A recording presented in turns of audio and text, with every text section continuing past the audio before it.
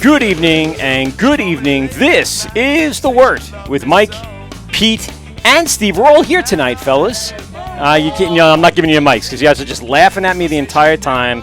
Screw you guys, I'm going home. I'm just kidding. How are you guys? Good to see you. First words. Persecution complex. Yeah. No one said shit. Actually, now because you and I just sit here quiet like that. So Dad told me not to say anything. So Steve, Pete, what do you guys think? I have Charlie, a Civil War veteran that I can talk to all night. I don't know about you guys, but I got this on lock. So this is The Wort with Mike, Pete, and SteveCoversRadio.com. We are live here at the biggest and the baddest comedy store in all of Long Island, Governor's Comedy Club in the heart of Nassau County. And we are here with some very special guests tonight. As you already heard, Charlie from 1940s is sitting in with us tonight and hanging out. Hey. But we have one of my favorite breweries in-house, or really remotely in-house tonight. Yeah. But before we get to him, we do have some reads, some commercials, some sponsorships, some sponsors we need to get through. So let's start with Rosie's Draft Solutions. Steve, take it away, sir. Rosie's Draft Solutions is a Long Island family-owned business that provides professional draft beer system services, line cleanings and maintenance, draft beer line systems installs, event dispensing solutions, and more. They are passionate about craft beer and making sure it has the same quality as when it left the brewery. And that is only done by making sure the draft system the beer is being poured on is perfectly clean. Rosie services bars, restaurants, halls, events, and all other beverage establishments, including home kegerator sales, and I'm going to have to be calling them up, get my kegerator tuned up for the summer. Yeah. You can reach Rosie's at rosiesdraftsolutions@gmail.com or call them at 631-219-2075, Monday through Sunday, 9 a.m. to 8 p.m. Mention the Wort, and you will get a discount, and you will also get a Brazilian wax for the summer. Nice. I definitely need one. You need one of those for summer, I'm due. You know what it is? It's like a jungle down there. No, it's the below the belly button hair for me. I don't really appreciate that. Things I wish I'm just saying. Didn't really wanted to know, but now I do. That's right. Go to Rosie's Draft Solutions or give Nick a call and tell him the Wort sent you. Receive a little percentage off your service or order. Peter, you want to take it away, Beer Maker? I'm going to try now. All right. Well, he threw you off your game already, huh? A little bit, yeah. Oh, God. Beer Maker. Yes. Shut up. All grain countertop brewing system. Apps on iOS and Android, and lots of delicious recipes to make at your house, like IPAs and stouts. They have the Mexican lager, yes. Mexican lagers. It's lager season, folks. It is lager season. It's also Kolsch season. Yes. Which is delicious. Beer Maker. Delicious stuff. MKR. BERMKR. Yep. You can find a link on our Instagram page store to use a little promo code, save a little few bucks on the machine. And that's it. And you go over to our link tree in the bio of our Instagram and get yours today. Go to BERMKR.com. We're also sponsored by Brewbag. Brewbag for your beer pong cornhole. That's right. We're talking about outdoor. It's Brewbag season beyond a shadow of a doubt. Hopefully they're enjoying some down at CBC this week. But Brewbag, go to brewbag.com or go to our link tree in the bio of our profile of Instagram and have your special link right to a discounted page for your Brewbag today. Get it vinylly wrapped with your logo. Breweries, get yours today. This is a smash, a hit, if you will, at the breweries. One beer in hand, one hand on a bag, and you're throwing those bags into 6 different holes. And guess what? It's beer pong, cornhole mixed together. Go to brewbag.com. We're also sponsored by Brewers Hardware. Brewers Hardware for your small batch or large capacity needs. Go to Brewers Hardware. Really appreciate them for sponsoring all the gifts that we give back to the Brewers. And yes, that is for you, sir, Mr. JC from Trillium. You will get a prize pack from and courtesy of brewershardware.com. So go to Brewers Hardware and type in the promo code WART to receive your discounted tri-clamps today. Tri-clamps forever. Forever. And just to follow it up, who do we have in studio? Oh, hold on. Is Tri-Clamp running for president in 2024 again? It is. That's good. They're running on the independent line, which is fine. Yeah, they have to. No labels. It's a nonpartisan group. It's looking for someone to run. Yeah, and that's fine. Tri-Clamp. I vote Tri-Clamp. All you got to do is put some googly eyes on there and put them on the podium. And he's good to go. I'll just say, look what I can do. Click, click, done. If someone nominated a piece of metal for the presidency in 24, they probably win. They would get it. They would get an embarrassingly large percentage of the vote, I would say, in this country right now. I want to give a proper intro before I do. Want to shout out to Hopscotch Bottle Shop in Deer Park for helping us out a little bit with this show. Putting the beer that we're about to feature tonight on the shelves over the last week or so. So if you have a chance and you're listening to the show, go over to hopscotch.com or go onto their Instagram or their Facebook or their YouTube and find out, exactly which label or labels they have tonight for our guest, Mr. JC, coming all the way from Massachusetts. He is from Trillium Brewing Company, folks. Give it up. I fucking love Trillium, dude. There's nothing. We know. I know. We know, fanboy. I'm very happy, JC, you're able to make it on the show. We're extremely excited to have you, a.k.a. I am. And I know they are, too, because we all love the beer. There's no way there's a smile on their face. They took that first sip tonight, and they're like, yep, that's good stuff. Yeah. How are you, sir? Or the case that I bought when you brought home for me. Yeah, well, I said place your order. I'm here. I'm going to bring it home. So. I was getting it. How are you, sir? How's everything? Cheers, gentlemen. I'm coming to you from the basement of my home. It's the only quiet area There you go. for us to spend some quality time together. Funny enough, Peter spent a lot of time in his basement. He works from home and avoids his entire family by crawling down there. As much as I possibly can. As possible. It makes a lot of sense. If you have little kids at home, the basement's usually the quietest place. So really appreciate you for being on. We got so much to cover. I'm going to have to say, let's start at the very beginning. We'll talk to Charlie intermittently as he finally wakes up from his little, late day naps. And what? It's another old joke. Throw that fucking can at him, Charlie. Just hit him with right in his fucking head. Hit him with the liquid death. Not nice. JC, so let's get into the meat and potatoes here because you have a lot going on. Let's start at the very beginning because I want to know how you guys started this massive, massive brewery that now expands throughout the state.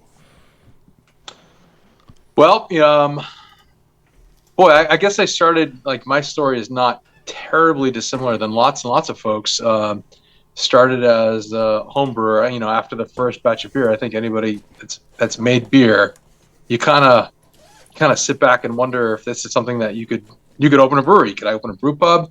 How does this all work? And it kind of, after home brewing a little bit, I wondered what it might be like to do that. So I started doing research on the licensing, the equipment that was available, tried to talk to anybody who would talk to me about it. Yeah. It kind of turned into my part-time hobby, and then without realizing, I was kind of putting together a business plan and kind of following in the kind of the path that my wife Esther had showed me, just by being her. She studied and kind of was on a corporate track and decided it wasn't really for her, and she wanted to kind of follow her passion and start her own business.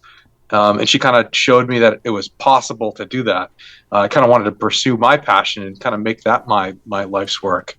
When we got married, she was super supportive. Wanted to make all the beer for the wedding. One of those guys, right? Yeah. Kind of developed our branding around the homebrew beer blog at that time. I think it's still up on the blog spot, the old Google blog spot. Wow. I remember that. I used to go to that all the time. Jeez. So we were married at a vineyard in Connecticut. We wanted to be able to go to the place and visit the place where we were married as often as we wanted to, as often as we could. and we got to meet the owners there. And they are a couple that started the winery, kind of a quasi-retirement project, and you could see the energy and life in their eyes for what they were doing, what they had built. And I think one of the biggest motivators in life, whether we kind of talk about it or admit it or not, is fear. So I after a few days separation from the wedding, it was kind of like, whips by so fast. I started to think about what they had done, what my life's track was. You start to get a little introspective when you get married. What path am I on? I'm with the woman I love, and I can't imagine, being with anybody else. Aww. We're going to start a family. We're going to start a family together. But this job I'm in is very interesting, but it's not as fulfilling as I wanted to be. I wanted to be a chef when I was a kid. Okay. And family was going to be the most important thing in my life. I kind of always knew that.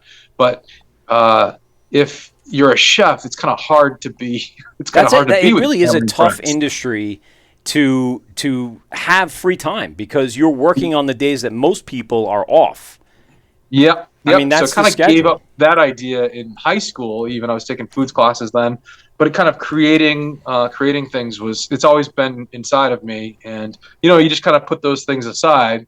I can cook for my family and friends at home, and that'd be fine. I can create separately for my day job, whatever that is. And I had a nice career, and I was on a good track. And my parents, boy, they were when I told them that we're looking to open a brewery, and then they came to see that spot on Congress Street. Boy, they were quiet, real quiet. So this is what you want to do with that education we help pay for. I know. We, Esther and I took our life savings and we plonked it down on the table and said, "Let it ride." It got down to the wire there. We almost pulled the plug a number of times before we opened because of the delays. Can you imagine what it would have been like without Trillium up there? Like without that brewery being where it is and what it did. You just imagine it was like happenstance. Like one person's decision, good, bad, or indifferent, could have changed the direction forever. Absolutely, yeah. We were. I was actually traveling for work, and we were at the end of the rope. We had actually hired somebody at that point. We had, we're into credit card debt, and if we don't start seeing revenue soon, we can't go into the red on this thing. So Esther had to make a few calls to say, listen, we either get the occupancy permit or we have to be done. There's no more rent to be paying because there's no more money. So I come back from the trip. I land the plane and come back from the trip, and we had it, and it was sort of off to the races from there. Brew the beer with the remaining cash that we had left. Open up a zero APR credit, zero APR credit card, and kind of like make the minimum monthly payments and hope, cross your fingers, hope for the best. Yeah. We had planned to start with 6 fermenters. We opened with 2. Jeez. And Because that's we what ran the out of budget beer. called for. Yeah. Yeah, we ran out of beer on our second weekend, so we were kind of scrambling from day one, really.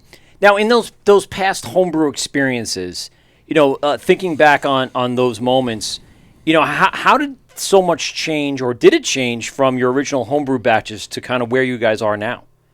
Oh, that's a great question. I think Fort Point, the first hoppy beer that we ever made was Fort Point Pale Ale. We have some of that here with us tonight. Cool. That beer is only slightly changed in the percentage of caramel, and that's a British crystal malt, a very low level bond crystal malt. We kind of backed off that a little bit to kind of temper, pull back on the sweetness a little bit as we were getting kind of better and more reliable attenuation in the commercial setting versus home brewing. Yeah. We didn't have all the fancy gear, homebrewing gear that folks have now. It's just been a short. It's been 14 or 15 years since I first brewed that beer. So, wow. Yeah. And so very little variation has been done to that original OG. I mean, would you call that your flagship at this point? So it's a little. We have not yet operated in and we're starting to get there. We have not yet operated like a quote unquote normal brewery, and that we don't really like always make sure that we have Fort Point in Congress Street, like certain brands always available. We probably should, though. Well, considering that's the one that when I first came up there, I don't know. Mike's on the Instagram right now. He lives in Canton. I don't remember the first time we went there, Mike, but it was very, very long ago. I'm going to say maybe 8 years, maybe more, 10 years to that first spot in Canton. And I remember enjoying Fort Point and Congress Street, like you had said. And just since that point, it's been a very, very consistent beer that every time I'm there, that's the first thing that goes into the cart, right? I know what I'm going to get out of that. I know what's going to happen. Even despite what you said about, like little subtle changes, but it becomes like a staple of what I'm looking for, and I'm sure a lot of your customers feel the same way. Yeah, and I wondered to what degree that folks are getting a little bit tired of like, I don't even know what these brands are. There's just so many of them. There was a time where like anybody, and I used to work the tap room, and part of the new beer phenomenon came from my observation, where I'd stand there with our huge selection of 6 or 7 different beers, and we'd have Congress Street and Fort Point on, and some regulars would come up, and it would be pretty frequent where they'd say, "Oh, great, you've got Congress Street. That's my favorite beer. What's new?" And then they would leave with the new thing. So, like, we all suffer from that a little bit, but I think that we're now, 10 years, just a little after 10 years after opening. I think there's some fatigue that's going on there where people are like, yeah, I don't really want to try all the new ones. I just want to make sure that the one I get is reliably good. Or reliably to my tastes, So, well, I know what I'm bringing back, right? I know what I'm putting. Like I said, I know what I'm putting in my case rack, my brown box, and then I will then expand beyond that. Like my most recent trip, I grabbed Fort Point because I know it was there, and then I just kind of went around the gamut, seeing. I'm a big hop head, so for me it was a lot of dry hopping. It was a lot of doubles. Did I get the Pilsner? I like the Pilsner, but I don't think I got it this time because I know that's a solid beer, and I've had it before. I'm trying to think of what else was on there. And then Steve placed an order, and you had some even more, like, off the beaten path for me stuff. And, everything, again, just going through those new beers, I'm like, yes. I mean, you're just staying true time after time. How do you guys get that consistency out of your taste, what people have grown to know from Trillium? Yeah, I mean, there's don't give all the secrets away. No, I mean, I think folks know this. Brewers or homebrewers that I've talked to, I'm more than happy to talk about what we do, what ingredients we use, and the kind of our approach and methodology. That is, I don't want to say. Maybe it sounds a little obtuse, but that I think is actually the easy part. The hard part is in making sure that you've built and you're supporting your team. You're setting up processes. You're setting clear expectations. You're staying humble all the time and always asking and seeking out input and feedback from others, and while kind of steering the ship at the same time. So you're saying like brewing the beer is the easy part. It's trying to keep the infrastructure together. That's the harder part of the business end. Yep. Yeah. I think in not letting those other things distract you from brewing, right. from all the A to Z. It's not just, I don't want to say just, but it's making wort is one step. And it's, of course, before that, you're sourcing and you've got quality control. Every silo fill and malt, you got to do the quality steps. You can't skip anything.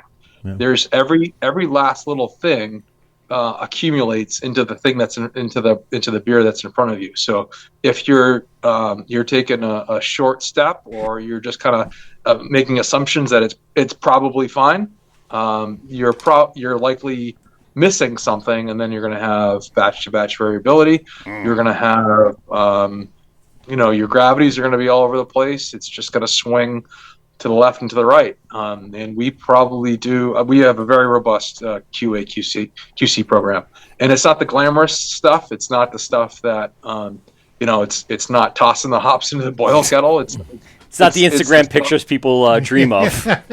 Yeah, but it's funny whenever we have brewers visit and we're giving them the tour, the most questions and the most insight that they're after is actually when we head into the quality lab. How do you approach what you do for yeast health and all sorts of different things. How do you collect and store your data? How do you analyze it? It's nerdy stuff, but you can stay motivated to do it and want to care about doing those things if the ultimate result is making the best possible beer. Do you feel like it's that natural progression? Like when you open a brewery, there's a lot of concerns. You're kind of spinning plates, trying to figure everything out. But once you've dialed in certain elements, you're now able to hyper-focus on the little things, right? I mean, just like you said, just the yeast propagations and everything else that goes on with what you're doing, making sure you have, healthy bubbles and quality control.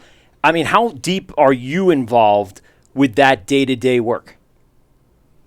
I am not, thankfully, post-COVID, when I was on the brew deck, on the packaging line, making deliveries. I am now pulled back from that and able to focus 100% on new brand development, QA, QC, sensory panel, and then sensory panel. Trillium, Trillium is beer nerds can take this the wrong way, so don't take this the wrong way. But Trillium is much more than just beer. So I can rabble. Oh my goodness! It's true, but though. in order for us, we're trying to create places that people can the beer is great, but it's got to be part of a bigger experience, right? So we're trying to create these moments, these kind of life special moments. Where it could just be whatever Tuesday evening, and you're meeting up with your buddies, and you haven't seen them in a couple of years. Like you want that to be the most special thing, and the beer is there to help make that possible. And it's the thing you kind of circle around the table with, and that's the reason why you chose that place. And it's supposed to help to make that moment extra special, but it's really about the people that you're with in the moment that you're sharing. Yeah. So you want to create an experience because they can have the beer at home, or if the beer is great, but the place is I don't know, dangerous or a shithole. Yeah. That special moment is oftentimes at home with your friends. Right.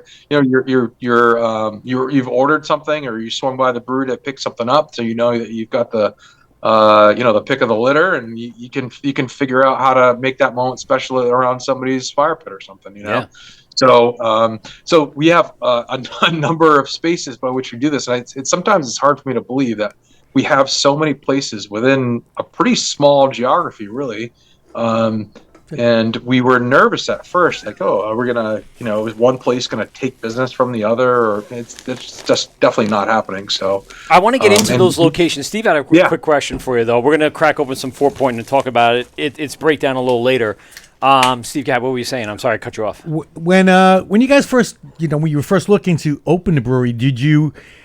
You came out with a bunch of hazies right off the bat, and that gained a lot of attention by, a lot of people. Was that always the thought process? Start out with some really juicy IPAs and go from there? Because, we all know that's not all you do. We've had the sours, we've had the stouts, and they were all fantastic, along with the hazies. And the Pilsner. I love the Pilsner and the Kolsch. Those two were some of my favorite Pilsners and Kolschers that they brewed. And that, to follow that up, you said beer nerds because you have such a following in that community of, I don't want to call it hype beer because it sounds demeaning, but it's not, in that everyone seeks your brand, your labels, your beer. How do you kind of, balance that, satisfying that community while still producing all those new labels like you were talking about before? Boy, it's like a 17 question. Start with Steve's question. No, I can handle it. I keep interrupting. I apologize. I'm very hyper. We first started, it was, I don't know, I want to say we sort of stumbled upon how to make hazy beer. I never was taught. It was not sort of like, the examples out there at the time, and you can extrapolate how you like. It was Hill Farmstead with a handful, like, Abner and Double Galaxy and kind of beers like that. And then there was a small-ish portfolio from Lawson's. Sip of Sunshine and some of those early ones, Yeah. And then you had Heady Topper. Yeah. Yeah, and the Alchemist, and that was the one that was probably, strangely enough, most readily available to me, and sort of that was the sharp turn away from what had been American IPAs to that point, from West Coast style beers. So, without a mentor, without sort of any further information, I kind of picked a handful of hops that I thought were expressing some of those characters, and so Citra became Fort Point Pale Ale, and Galaxy became Conga Street IPA, but we did not have a straight line drawn for us between, like, okay, here are the ingredients, here's the yeast, and here's what the result is. The first batch, the first handful of batches of Fort Point Pale Ale, one batch would just drop bright. The next batch would be hazy and juicy and crazy, and we couldn't really figure out what was going on. So a couple of tweaks with fermentation temperatures over time. They kind of showed, kind of using that continual process improvement and asking those scientific questions, and kind of eventually got us to land where, all right, we've developed a protocol where this is kind of reliably happening, even though we don't really understand what it was. The first batch of Conga Street IPA, it was cold, it was crashed, it was clear, there was no yeast in it, but it was hazy AF, and we couldn't figure out what the heck was going on. But man, if you closed, it looked like it was still fermenting, and that's like, what freaked out a ton of brewers, and they called it lazy, and they said you're just rushing beer through, and there's all kinds of yeast in it. You don't know how to use clarifying agents, and there was all this kind of misinformation out there from very educated, very established, very knowledgeable brewers. That is jealous. I think it was like, if you look at a picture, it's like a picture of like bad beer. Yeah. So my feeling at the time, when sitting there looking at the glass of beer that we pulled off for a sample, and I'm just, it was probably sitting there for an hour with him, smelling it, I'm tasting it, I'm looking at it, and none of it makes sense. But ultimately, it smelled and tasted incredible, and how it looked was, a tertiary concern. I think people. That was why Heady Topper was like, yeah, drink it out of the can. Right. Maybe. Please don't look at this before you consume it. I never asked John that question. Yeah. But I did know that we didn't have any money for us to be putting that beer down the drain either. And, we kind of looked at each other and said, boy, I can't think of a beer that is as explosively aromatic and flavorful as this. And it's strange sitting in a 2,000 square foot brewery with hardly any experience under our belt. And we're kind of looking around at each other saying, this might be the best hoppy beer that we've ever had. And being, not being boastful at all, because, behind closed doors, and just saying, I guess we're just going to sell it, and we're going to watch people freak out about it. Mostly about how it looked, Yeah. Because I had never seen a beer quite that hazy before. Heady, if you look at Heady now, it's not terribly different from what it was in 2013, 2014. But boy, you'd never seen something that was like straight up milky hazy like that. And that was kind of what put a lot of the breweries on the map and got the buzz going about them. I wanted. Yeah, and you can kind of understand how various breweries kind of independently, just discovered isn't the right word, but brewers share information for sure. Mm-hmm. But there's specific types of hops combined with specific yeasts that will do this. They'll bioconvert those aromatic precursors, and they will put them into sort of an emulsion, if you will, and it'll keep that stuff up into suspension that does not drop out. It kind of has that stability there. It's stability in terms of flavor and aroma, not necessarily temperature stability. That's for sure. So cycling back to the beer nerd conversation. So you obviously have a let's say an internet war, virtual war between you and Treehouse. Oh boy. Yeah. You guys obviously are always vying for who is the top brewery in all of Massachusetts. I feel like his look already says he's uncomfortable with this line of questioning. No, I'm happy to talk about. Because the beer nerds will go back and forth and holler about both things, and you both have kind of completely separate kind of business models, and the beer as hazy as both are, it comes down in my opinion sometimes to visuals. What does the beer look like, and the labels and the identification and branding. Right, exactly. So how do you guys continue your process while you're feeling? You might feel a little bit of heat from the colorful Treehouse, but you guys have stayed very true to your branding, your coloring, your maps, your white and kind of pencil-ish chalking, charcoal pencil, whatever you want to call it. It looks very similar, and if not exact, to kind of where you guys started. How do you guys dress all of that, to the community? Yeah, I think that when I actually worked on the brand development with my buddy Kevin, same guy who we did the homebrew labels for, and kind of developed the brand from. Oh, that early on, huh? 2007, 2008 or so. Wow. It always had the same aesthetic, and one of the reasons, as we kind of worked forward and developed, not homebrew labels, although they're not terribly dissimilar from then. But one of the things that I kind of saw coming in, it sort of was already happening at that time to a lesser degree than what it is now. But boy, it seemed like there was just all kinds of beer labels just absolutely shouting at you for their attention. And when everybody's shouting, who's the person that you notice is the kind of the quiet, confident one that kind of stands out of the crowd. It's a good analogy. So if everybody's going to put all kinds of energy into shouting, if we just kind of use a really clean, simple, and steady aesthetic, it felt like if we could stick to that, it would be, one, recognizable, but two, kind of the quiet and the massive noise is the one that maybe you notice a little bit more than the others. Yeah, and like I said, like we go back and forth. About Treehouse? Yeah. I was gonna say we go back and forth, with other people on this show. We don't rate beers, we don't do that kind of stuff. We very much enjoy Trillium, and we do enjoy Treehouse. I think there's space for both of you guys to exist, especially with your business model versus theirs. It's a completely different kind of animal at this point. However, when you guys hear from the community that feedback, what are you trying to just block that out? Are you trying to just continue doing you? How does that kind of change the way you guys think about future labels? I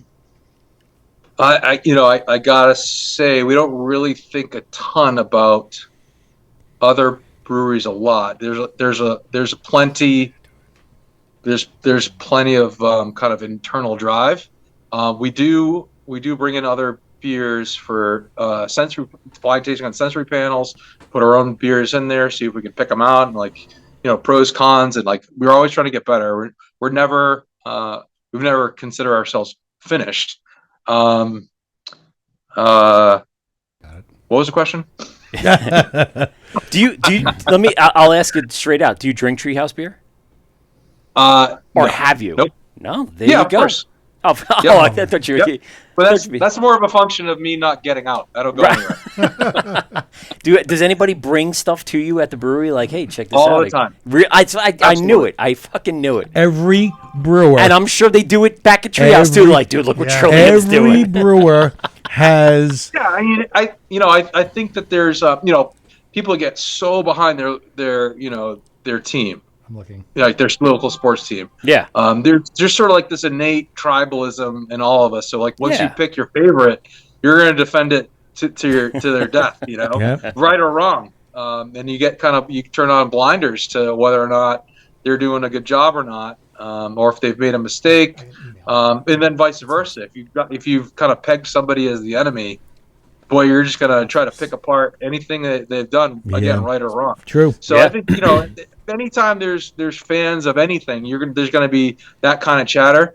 And early days, I was very concerned what was going on some of the forums, and that probably lasted for a couple of months. And it was clearly just an unproductive distraction from the work that we had in front of us. So that did not last very long at all, and it's a huge lesson learned. And it's one of the pieces of advice that I like to give new brewers all the time. Is like, you absolutely should be reading customer reviews of your beer. What you should might not like it, also but you be able to do is develop a sense of picking out the truth from the extrapolations, from the exaggerations, from all of those things. If you're finding that there is a consistency that of those comments that you don't necessarily agree with, you need to get other folks that you trust involved in that discussion as well. Have you ever had any just ridiculously negative for silly reason reviews? Anything like that ever stand out? Anything stand out to you? The beer was great, but my Uber dropped me off at the wrong entrance. One star. Is there anything stupid like that you just got to chuckle out of? No, there's a million. I mean, there's a million of those. Yeah, it's hard to sort through them all. They don't allow dogs in their restaurant. 1 star. They don't.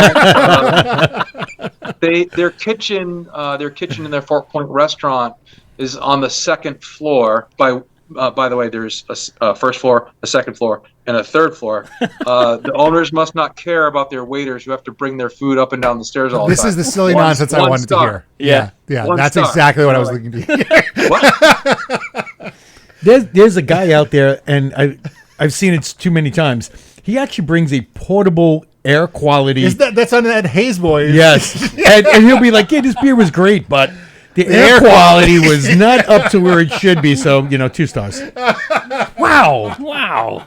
There was this. I can't remember his name. There's a guy who goes around and checks for ADA friendliness. Yes. And has his own rating system. Yep. I can't remember what his Instagram page is, but I'm very proud to say that we actually had very good ratings on our. There you go. Oh man, that should be a certificate that he hands out to brewers. I gotta find. That's probably a very entertaining account. Yeah, so stuff like that. Actually, that's the kind of thing that sinks in. I'm like, that's right. We do go through the level of care and detail to make sure that it is a welcoming place to everybody. Right. There's no we don't want to cater to a specific audience, but still somehow have a very specific point of view. Sure. So that one was actually really cool to see. We had a great experience up at the Seaport. However, the experience prior to going to Trillium there was not so great. We actually brewed a beer at Hopsters, as you know, the now defunct brewery in and around that Seaport area, almost right around the block from your location, right? Yeah. And really bad experience. We've said the story to our audience many times. Do not get Pete going. Oh yeah. All right, he's about to. He took a big breath, so leave him alone. So anyway, the great thing was right around the corner. Fantastic! Is that the 4 Point spot? Yes. Yeah. Yeah. Right? So we are still right. I think we're right on the last street. Yeah. Before the Seaport. In 4 Point Channel, before it turns into 4 Point. We're in an old brick and beam building that apparently was an old lead warehouse.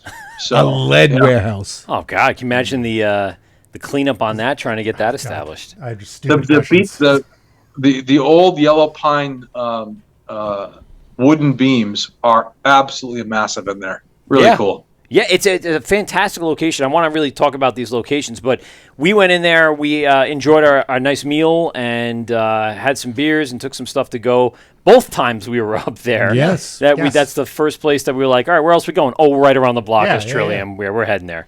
I actually got confused before we the first time we were going there. Yeah, because it's right around the block from a Trader Joe's, and there was the line to get into Trader Joe's. I'm like, Jesus, it's Sunday morning at 10 o'clock.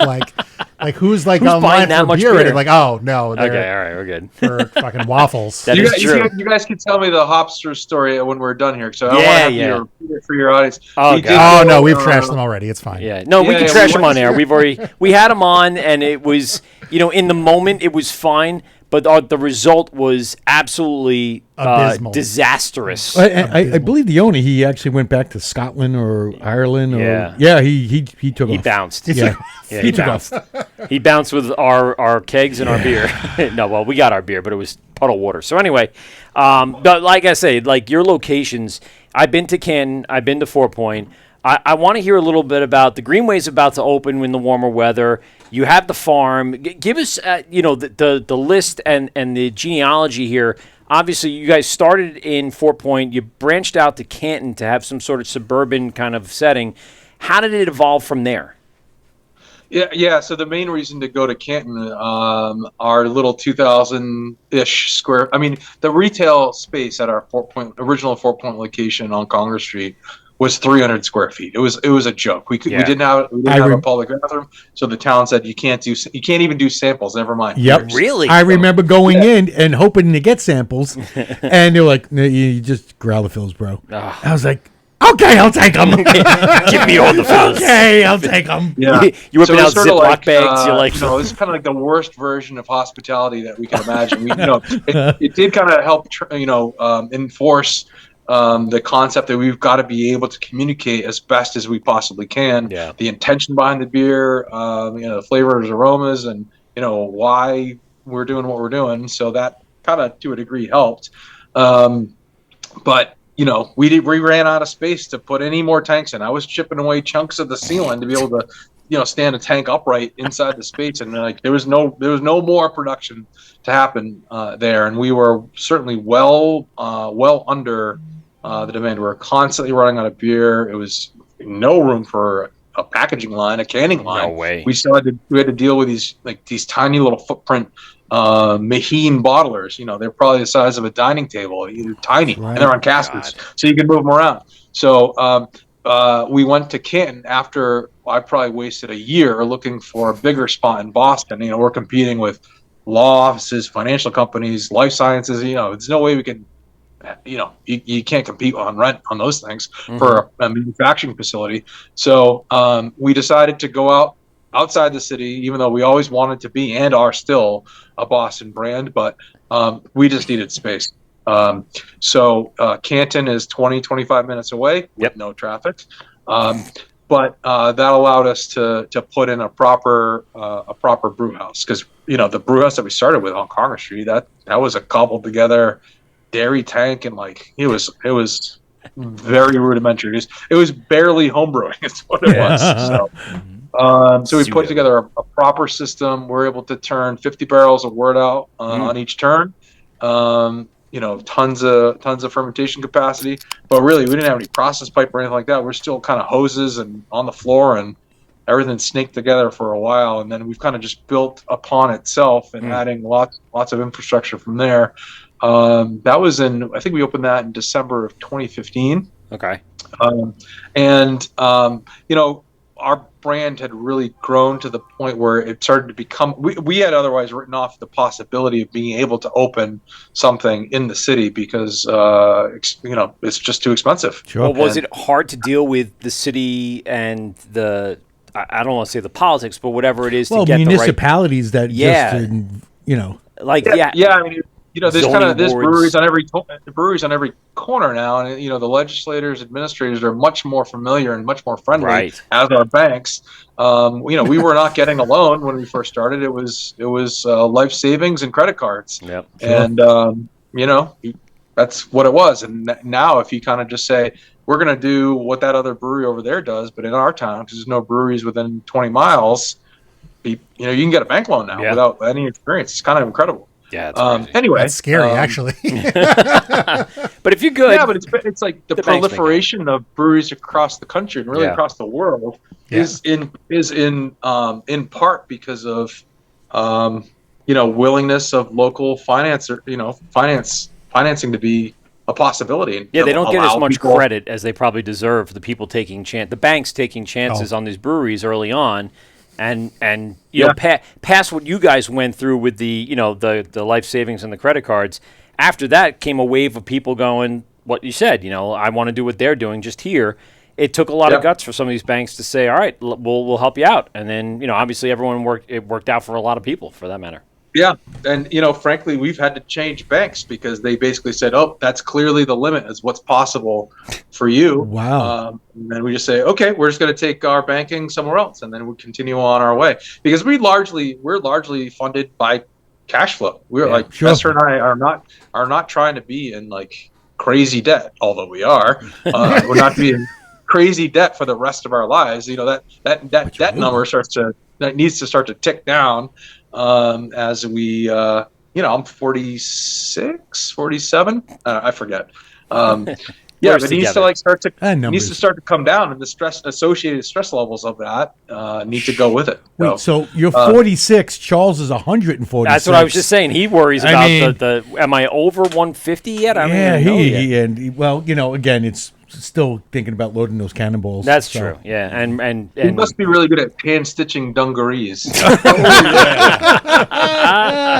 Way to jump on! I love it. He's got the bit. I've been doing this. I've been doing this with Charles for I don't know how many years now. Oh God! Now you got everyone on board. Geez. And now I have a community now that's willing to a whole community to beat up on the old man here. He's relaxed. Look at him. He is just got his shorts on. He's one chilled motherfucker over there. He's having a good old time. I love it.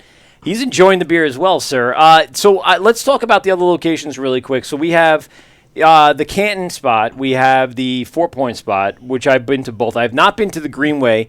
I have not been up and around that area during the time in which it's open, because you guys open that seasonally, correct? Yeah, we opened it a little earlier this year, and we were trying to get it open for weather is super hit or miss. Yeah. But we had some awesome weather leading up to the Boston Marathon, so we've been open there for a few weeks now. Nice. And it's been awesome. We had a 2 weeks ago it was 50s and drizzly, and that kind of stunk.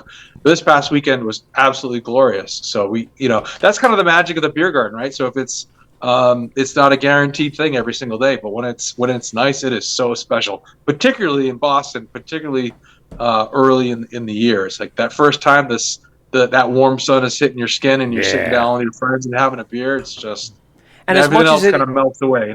As much as we complain about the weather, Boston's always 5 to 10 degrees colder than we are. So when we start getting 70s, they're still in the 60s sometimes. When we're in the 60s, they're still in the 50s, and it's miserable when it's gloomy and rainy and stuff like that. So you got to kind of work that. So when did you guys start with the Greenway? When was that first kind of put into place? Yeah, I think we're in it's either the 6th or 7th season. It's I think it is the first beer garden in Boston. We had lots of friends visit us over the course of the years, and boy, the look of wonder on people's faces when they come to visit from different parts of the country or different parts of the world and see what we did there. There's over 500 people sitting in the middle of a beautiful park system in the heart of downtown Boston, and everybody is just smiling. And they don't know why it's so special. They just know that it is. That's called alcohol. There's that too. That helps. What your city has done, what Boston has done for that area over by the aquarium and that whole span of walkway and being able to bike, and it just has reinvigorated that whole area. I remember going there back in probably 1998. When the big dig was still going on. Oh my God. And it was just a goddamn nightmare. Why would you even live there? It was terrible. It wasn't so much. Tell us how you really feel. It was so bad, dude. You couldn't go 3 blocks and it took you half an hour. It was just terrible. And now it was different. Like the highways and the detours, it was different every single time you drove through there. You were guaranteed to get lost. It was brutal. And it was so bad. And what they've done now to that area. You can just follow your MapQuest directions. Throw that right out the window, dear. Ball it up and throw it at the sign.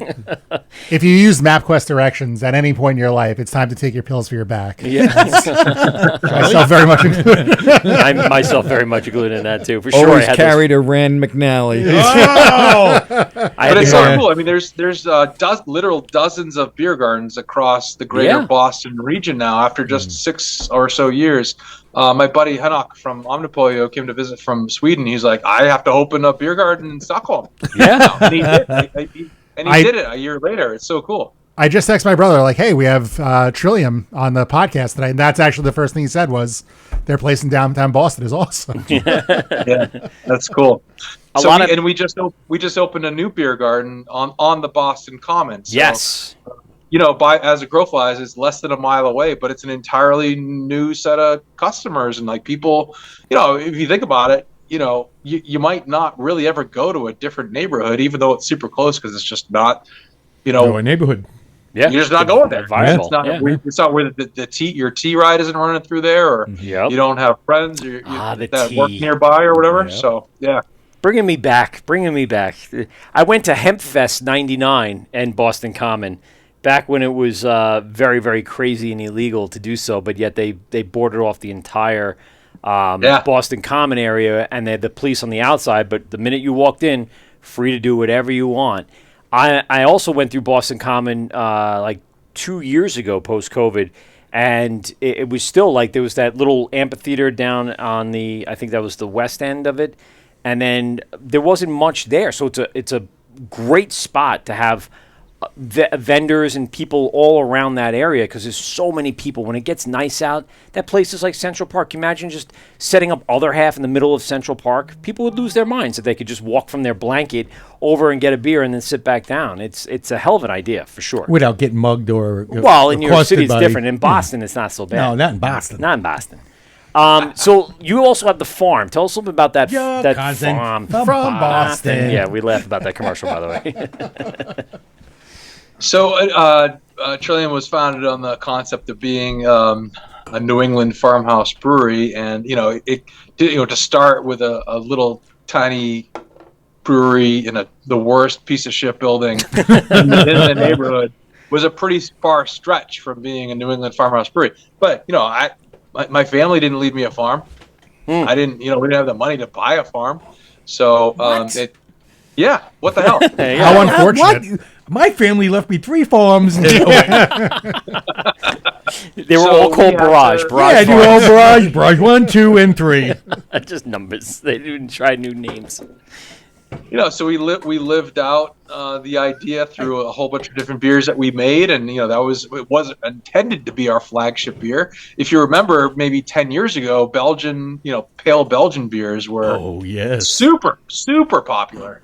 So just like a 6-ish% saison was about as good as it got then, and I still really love those beers. I hope they kind of swing around in popularty, but we've been making them since we started, and our 10th anniversary beer was an iteration of that original Trillium saison recipe. And speaking of the farm, we were able to include heirloom corn and Danko rye in the grist for that beer. So we're trying to live out that concept by producing ingredient for both for beer, but growing vegetables for our restaurants. That's awesome. And small grains for distilling now as well. So you guys find local chefs? How do you guys go about kind of deciding on what you guys are going to be doing for the restaurants? In terms of just specific dishes that we're putting on? I mean, just food pairings. I mean, obviously you have to put some thought into the kind of food you're serving at these locations to kind of match up with the beers, again, to keep people there and keep people drinking and eating. That's the whole point. Drinking and eating. And so there has to be some sort of, process that goes into that. You guys picking local guys? Are you guys looking for a very specific type of chef for each place? Or are you trying to do a general, can I go to each location and find a similar dish at each place? No, we actually don't have any dishes that overlap between the two places. We're trying to, be a reflection of the kind of the space that we're in, or be more city versus more suburbs, and there's in our teams will tell you this. It's a real challenge. Our places are very big, and and to kind of execute what people expect for hospitality and the expectations that we have for ourselves, that does go into planning for what the menu looks like. People don't expect and will not wait for any real amount of time. To especially if your wait staff have to travel or different floors, right? Yeah. Especially that second floor. I heard it's a killer.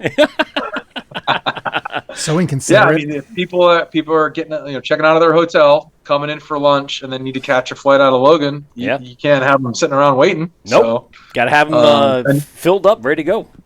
Yeah, so our Fort Point location, that's 500 seats. Our Canton location is 750 seats. Jesus, that's a lot of seats. It's no joke. So, the size of our seats. It's a lot of seats. So it's that's really a reflection. Not that we're trying to be quote unquote big. It's more of a reflection of we really hate to see the look on people's faces when they come to our place. They've made their way out to visit us. Yeah, and they've made that a destination. You don't want to turn anyone away, right? Yeah, they see the back of an intractable line and like. That sucks. But then they're glad that it really is just the line for Trader Joe's. Right. Yes. Plenty of tables open. The beer is cold and delicious. And the tiramisu or whatever I had, tres leches or whatever I had, that dessert. Tres leches. Oh, my God. I matched it up with the stout. Holy smokes. I was in heaven. It was the best. Really quick, because we're going to get into another segment really fast. I'm just going to shout out some people on Instagram that have been checking in. I'll go as fast as I can. Mike C., my buddy up in Canton. Mikey, how you doing, buddy? Dom Vino, Phoenix, Robert C., Jay Clancy, Emil, Beer Swipers are checking in, said what's up. S. Ladies, West Babylon Superstar, buddy Rob over there also carries a bunch of beer. Long Beach checking in. Wotando, hey my buddy, Will. Hey. Bellingham Brewery is checking in, says cheers, Alex. There's too many. I can't go through this. Wiz is still watching. Guys, if you're on Instagram still. Wiz Khalifa? Wiz Romney. If you guys are checking in, go over to the Facebook and or YouTube page, and you can watch the show in its full glory. I'm going to get out of the Instagram right now so we get prepared for our new segment here. So, Steve, you want to kind of set this up really quick while I get this posted? No. Oh, come on. It's called Steve's Three Questions. All right. Well, yeah, pull my leg. So I will be asking 3 questions of you, sir. And it'll be one at a time. Very easy. I mean, it's a couple of times we get some real interesting questions. But it's basically just some beer, like things like what you like, and I don't want to go any further than that because then it ruins the questions. All right, so then let's just take our little music interlude, and then we'll get right back here with Steve's 3 questions. Spadoom. Yeah, well, I don't know about spadoom. I don't think that's how it goes. But it goes spadoom, boom. No, it doesn't go no, it doesn't. Oh my God! Listen, this is what I have to deal with, JC. Play it. I'm trying. It's loading up. Oh, see, there it is. Yeah, but all right.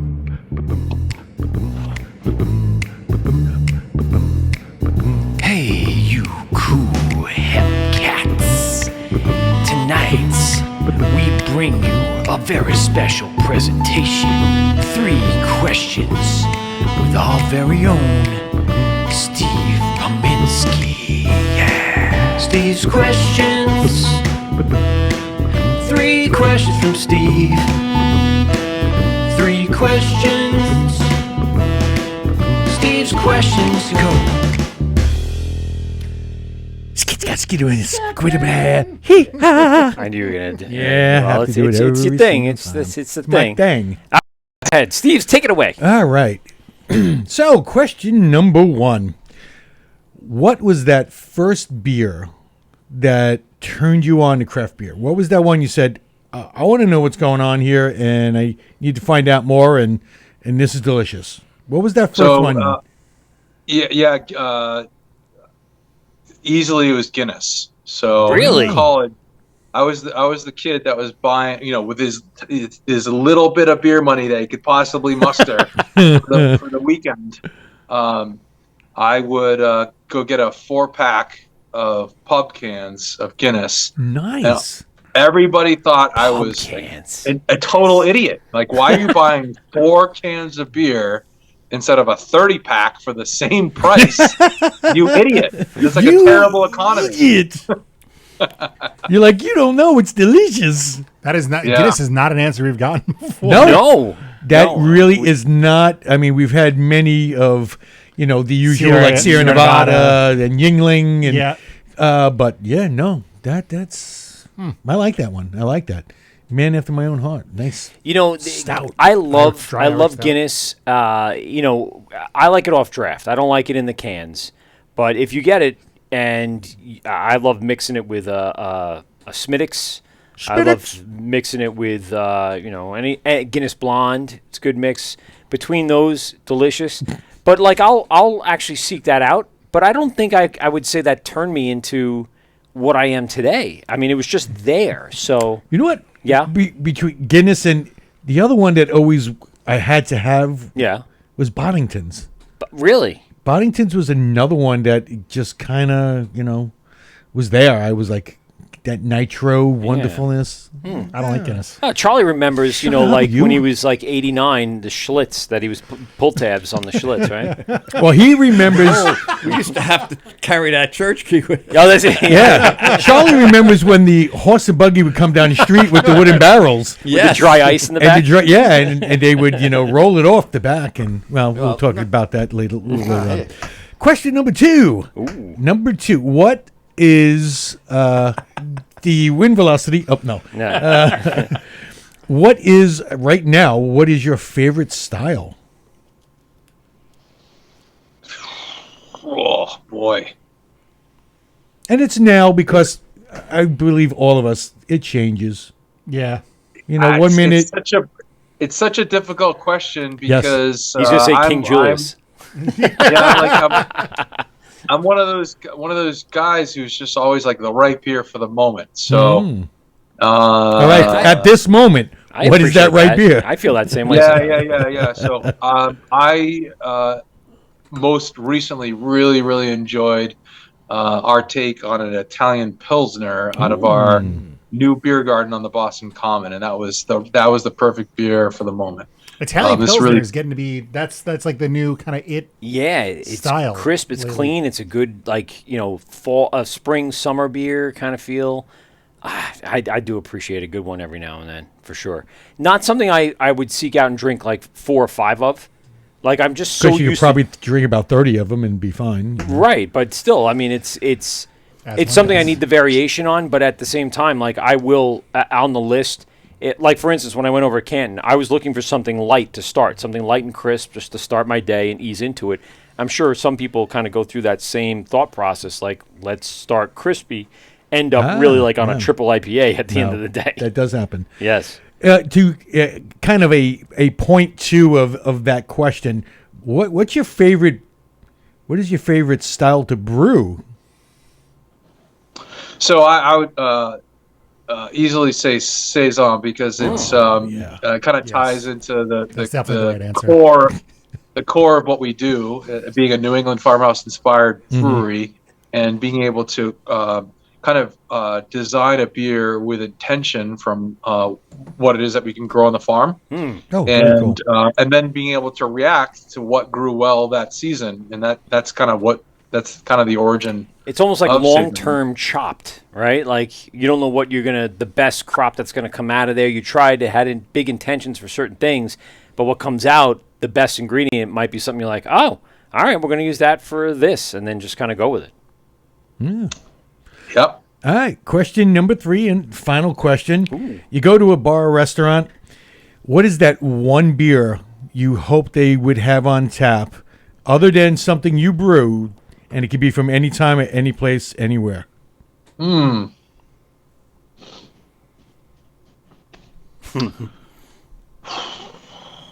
Treehouse Green. Oh wait. Well, like I said, I don't get out very much, so it's like not an experience that I have terribly often. Yeah. I did go, but I had I had a Tipo Pills the last time I went out to eat with friends. But the time before that, I went to a dive bar, and the best beer that they had on was Negro Modelo, and that was pretty cool. There we go. Yeah. And that's the beer in the moment, right? Oh, man. Yeah. I like the Modelo Dark. Yeah, that and the amber, right? Isn't it? Isn't it? That's Dos Equis. Oh, Dos Equis amber, right? Yes, but I like Modelo Dark. Yeah, that's very good. Negro Modelo. Yeah, I'll- that's good stuff. To this day, I'll never forget. While I was at Cybele Institute, we had a bunch of guys from Grupo Mondello, and they were there for class, and they brought a special keg that you can't get in the United States, and we Really? had it at the beer stube. Still a lager? It was a dark lager. It was. We killed that keg in like 2 days, and we were all hurting from it. But it was the most wonderful experience. And they were the nicest guys. Barely spoke English, but they were the nicest guys. Well, they going. transported beer across Of country course. borders. Yeah. I mean, they're like, yeah, We loved them for that. Yeah, and they probably loved the fact that you guys loved it. And It was great. It was unreal. They just had bottles and bottles of just regular Mondello. Nice. And we were like, okay, we're Yeah, good. that's your follow-up. Yeah. That's your chaser. In Thank a you, way. guys. I'm going to go pass out in the bushes right around the corner from Goose Island.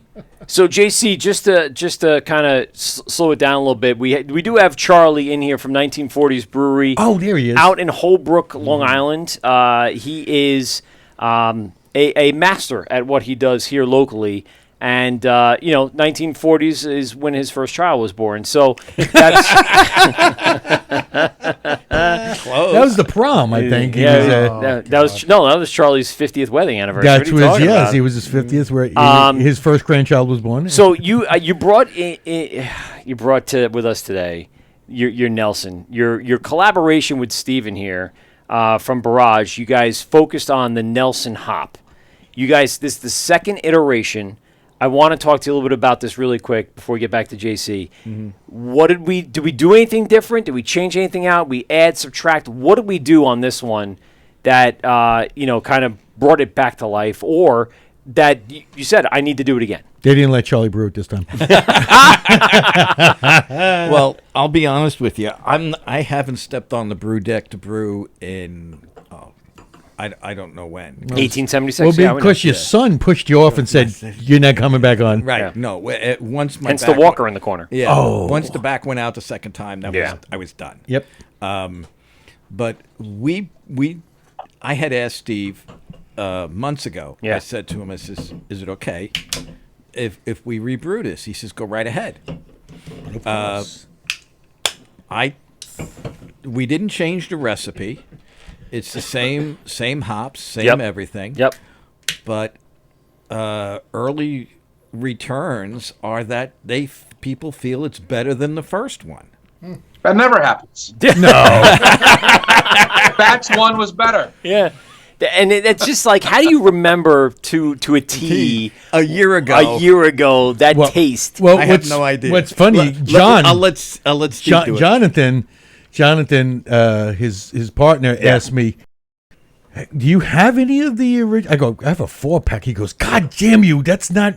I go, "I save. We can't release the new one until we get that out of existence. I save everything just to see how the packaging came along, how it stood up. Yeah, you kind of have to do that. Yeah. You always have to save something, even if it's going to taste horribly, down the road. But if it was done well and it was packaged right. So I'm going to be completely honest with you, and again, we don't rate beer or anything, but I'm going to give you my thoughts. More Nelson this time. It has more of the Nelson Sauvignon hop flavoring in there than the last time. Maybe it's the beer I got, maybe it's the can I got, but definitely more flavorful than the first time. Not that the first one was bad. This one has like more of what you. Okay. It has more Nelson. There is more Nelson. I wanted to see if you would notice it. Okay. We had made a slight change. Okay. To when we do our additions. Okay. Nothing is done practically during the boil. And then we were able, with the equipment. It's all dry hopped? There's a little before transfer. Okay. Little whirlpool in action. We're chilling it down before we complete the transfer and hop it then. Then we dry hop. What did that do? In your opinion, We're finding out with most of the IPAs that we do. Yeah. It removes a lot of that bitterness that some IPAs have, because we don't filter.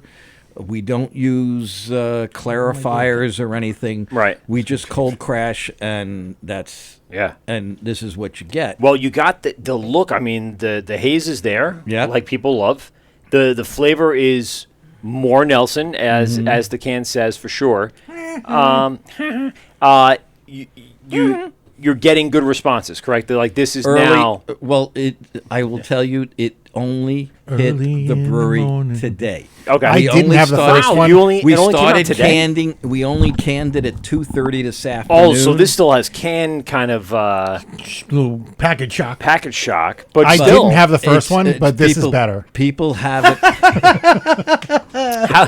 I did not That's have the the first first one. Yeah, but this one unequivocally better. And because when I came here today, my spot was open for parking, so it's definitely better. Definitely better. Yes, definitely better. But it's like, and you haven't changed anything in the equipment. It's just about the process. just a process. Because we if you remove some of that bitterness, the later you can do it, the less bitterness you can get. Do it at a different temp. We experimented, and we've been doing it with a lot of the IPAs. JC, does it sound familiar? Have you gone through that process of changing your timings and fixing, like not irregularities, but things that you think could be better that would make your beer, what it is? All what day, you're every looking day. for. Yeah. Yeah, all the time. So the process he's talking about, it's kind of commonly referred to as cool pooling instead of whirlpooling. So you're dropping that temperature down to kind of change that isomerization percentage of the alpha acids. And you can get it as low as 150, 160. You might be a little bit concerned about being sanitary at those temperatures, depending on how long you've got your hop stand for. But you'll definitely retain more flavor and aromatics and reduce that bitterness impact. So you can potentially add more hops at that cool pooling stage for the same bitterness, but really crank up the aroma and flavor that you get, which is different at that stage than if you strictly reserve that hop for dry hops. Sure. It is a year later, so I don't know if you're also dealing with a newer hop harvest. That's true too. The farm that we work with in New Zealand, they are unbelievable in their quality, and somehow they outdo themselves every year. So you're just going to see natural variation from year to year. But the freestyle farm that we work with out of New Zealand, freestyle, they're unbelievable quality. Now, you guys, I know you were talking about before with Congress being Mosaic and Citra being in... Nope, Galaxy. Galaxy, sorry. And I meant Citra being in 4 Point, right? So have you guys done like a Nelson forward beer? Oh, yeah, several of them. So we part of the, part of what we really found early on and why we have the Street series of IPAs, I think I was seeing a lot of recipes, a lot of clones, that sort of thing, that had what felt like a whole bunch of different kinds of hops in them, and I really wanted to learn more about what each hop did on their own and how expressive and like kind of the range within them. And I didn't really want to dilute the character of one hop with another one. Right. So we came up with a Street series of IPAs that kind of followed on that base recipe from Congress Street and Stillings Street, also, which we have right here, our double dry hop Stillings Street. Yep. Yep. There you go. That's our Nelson Ford street beer. What about Nectaron? You guys been using that yet? We've done a couple small pilots with it. I've talked to a couple of brewers in the Pacific Islands, and that is not super high on our list to bring forward. We're really looking for something that is very differentiated from stuff that's already out there, which is a tall order because there's some unbelievable hops out there. Sure. So the one new hop that we are excited about is called Peacherine. Oh yeah. Yes. So they're just adding Ean and tobacco flavor profiles in a way, right? I mean, that's what they're doing. They're combining the idea of it's like a lot of stone fruit, but it's not only and distinctly peach. It's also like it's got some citrus character in there, so tangerine. So I'll ask the question that Peter had that I stopped him from asking. Ask it. If we're gonna ask, if I'm allowed to ask a dumb question, just ask it. That's fun. Mike saw me leaning towards the mic with a stupid smirk on my face, and he just shook his head like, "No, don't." But would you say that farm in New Zealand that was cultivating those hops for you, would you say they are the Lord of the hops? And that's as dumb as please, you don't have to. I know it's a Lord of the Rings reference. Because why did you let him say that? He couldn't. Why did you let him? He couldn't. I'm embarrassed for him. No, he couldn't sit another 5 minutes without having to ask that. You should have went outside and just yelled. Yeah, and it would have been the same, just like scream into the wind. He would have had more. It would have been better for him just to get out. Look, he needed to get out. This is why he's so relieved. No, he's so relieved that he got that out there. He needs to get him like a pillow so you can just. Yes. Well, that's what he does at home before he goes to bed. He screams into the pillow. Why? It'll be in our new merch shop. It'll be Pete's Pillow. Pete's Pillow. You just scream your ear. Yeah. Why did you feel better? Yes. Okay, oh yeah, he feels better now. I saw it building up inside of him. He was just so much so he had to text it to us and say, "I can't sit still." I was going to say this, but Mike stopped me. And you know what? I probably shouldn't have stopped you. I thought it was going to be. This is why I put my phone upside down because I know he says things. Well, I can't do that. I got text time it running to on us, there and then I get like, "Oh boy, I'm going with that." And okay, I want to get into a couple of things with you, JC. We've had beer. Yeah, we've had a bunch of beers, so that's for sure. Let's talk about what do we have first? The Olmsted. Yes. Yeah, the Olmsted. So this was again, you guys are known for your double dries. Every time that I've had a double dry hop from you guys, it has been something that I can just wrap my head around in 2 seconds. This is part of the Emerald Necklace series. Again, wonderful. You're following your branding. You're doing everything you're supposed to do here. Give us a little breakdown about the Olmsted. That's where we started tonight. Yeah. Oh, sure. Yeah. Yeah, we're using the Olmsted series, just to back up there, is part of kind of a celebration of the park system in Boston. Yeah. Not your typical subject matter for a beer label. But I thought everybody does that. Yeah. We're very we're very proud of our city, and we love to celebrate all parts of it, and actually, like, there's a lot of incredible stuff hiding in plain sight for folks. So Frederick Law Olmsted designed the park system in the Boston area, and it gives us a chance to kind of talk about the different areas and kind of try different combinations of hops and different grists across a similar theme. So we've got Franklin Park, we've got the Boston the Common, the Boston Common. Yeah, I've seen that one. Yep. We just came out with that for our new beer garden. So kind of celebrating everything that there is. So focusing particular for different flake grains within the Olmsted series. So that was very edifying on the impact of texture and any kind of flavor that might come through in that pre-gelatinized grain.